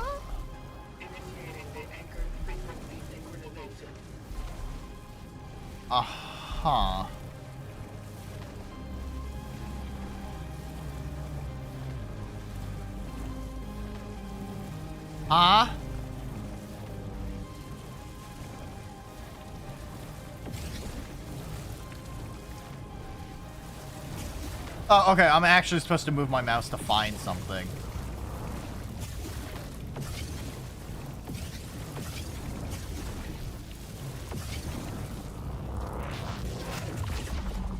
Okay, sure.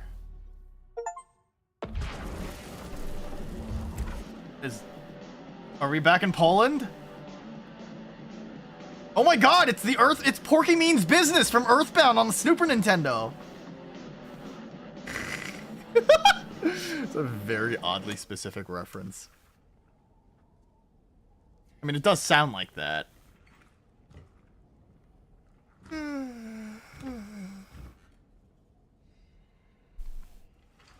Character, my brother, on the other hand, can and will use them effectively. It makes me really sad because the one fighting game character I do look like is Leona Heidern from King of Fighters, and I didn't know that she existed until somebody told me after I debuted the character, debuted like this model and everything. Like, oh my god, you look like Leona, and I'm like, who's Leona? And then I picked up King of Fighters 15 to try it out, and then I haven't gotten good, but I have to play Leona, and she's a charge character, and I can't play anybody else. If I play anybody else, I will die. I will cry. Oof, yeah. It's okay.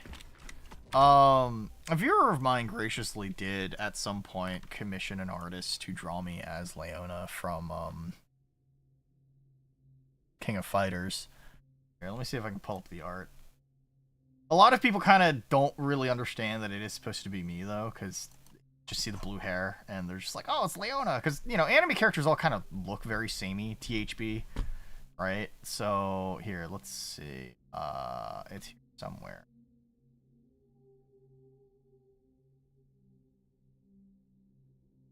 There's this one, and there's this one, both outfits for Leona.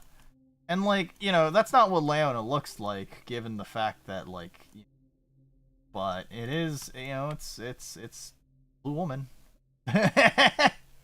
Blue Woman! They both look really good, right? I really like this artist, and they've done a, well, they made a not safe for work commission for me for, no, I did a not safe for work commission from them. For 4th of July. No, not 4th of July this year. No, just in general. I just did it for summer. God, goodness gracious. I would never be so sinful as to get a there's a lot of eyeballs. Huh. I would never be so sinful as to get myself a not safe for work. I thought your model was based on her. I think a lot of people say that. I don't necessarily think I should, you know, feel insulted by it, because it is a design that I unintentionally... Oh. Wait, do I have to fucking... I have to fucking do a scavenger hunt for an item? Okay. It's good design. It's good design. It's good design.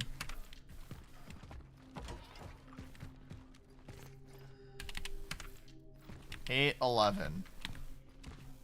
Okay. Is that the code?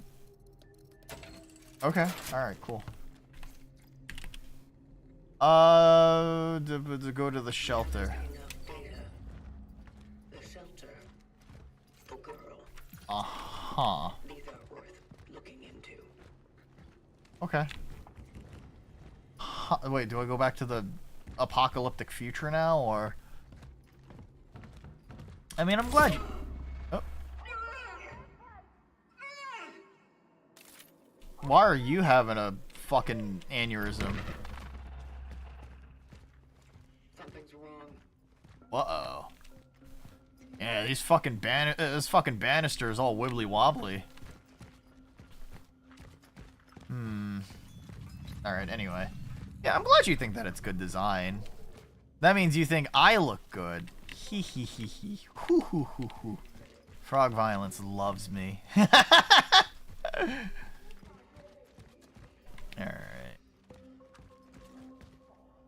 A lot of fucked up graffiti here, fellas. Uh-oh. I know you're there. I can still hear your steps. Give her back. Give me back my little angel. Edward. Okay. See, like, this is... We're starting to get a little bit of intrigue. How many hours am I into this game? 3.6 hours. I definitely know that I was slow because I've been yapping, but, you know. I'm sure he took her. Yes, that little stinky fuck. I should play this game in Polish. He took my daughter. Let's see. About my poor baby. About my poor angel. Uh-huh. Focus your attention.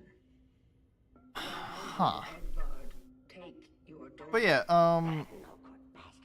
I think one of the things I do pride myself on is the fact that I do have a somewhat consistent, like, sense of, I guess, branding. But I want to go out of my way and expand a lot of other things related to branding so that I can push myself in a direction that is more like, hee hee, the Nuna name is marketable. But I'm also pedantic, shallow. Will you help me? Why doesn't the world love me? To me. I'm so worried about her. My head kind of hurts. Don't be. It changes nothing. So is this psychological horror in the sense that I'm gonna discover that she's like an integral like character or whatever? Step inside and lock the door. Let's see. Oh, she's got like a little like. She's got like a little Walkman on the oh, not a Walkman, like a little fucking tape cassette player. Hi, Skinnis. Welcome on in. Welcome, welcome. How are you? I have to remain cautious.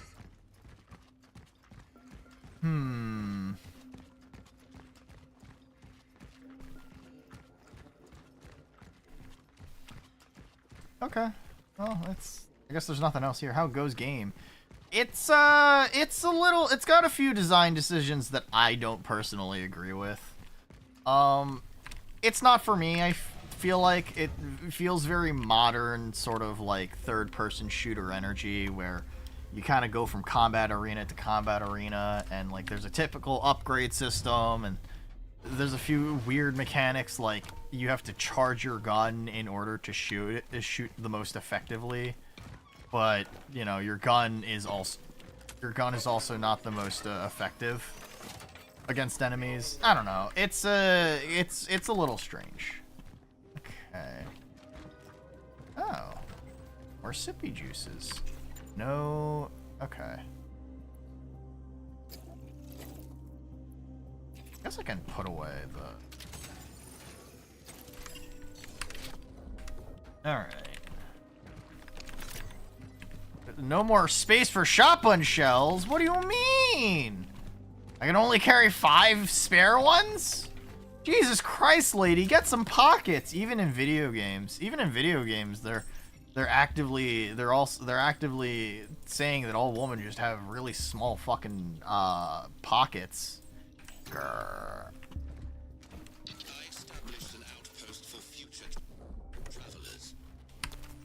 Okay. Scotus, I know you just got here, but I might actually end this a little early. My head hurts a little bit, and I don't know if I'm vibing with the game as much as I expected. So, and it's also getting pretty late, and I only slept like 4 hours last night, because I'm bad at video games. But we shall, we'll see, let's see. I shall raid somebody, and we shall see where we're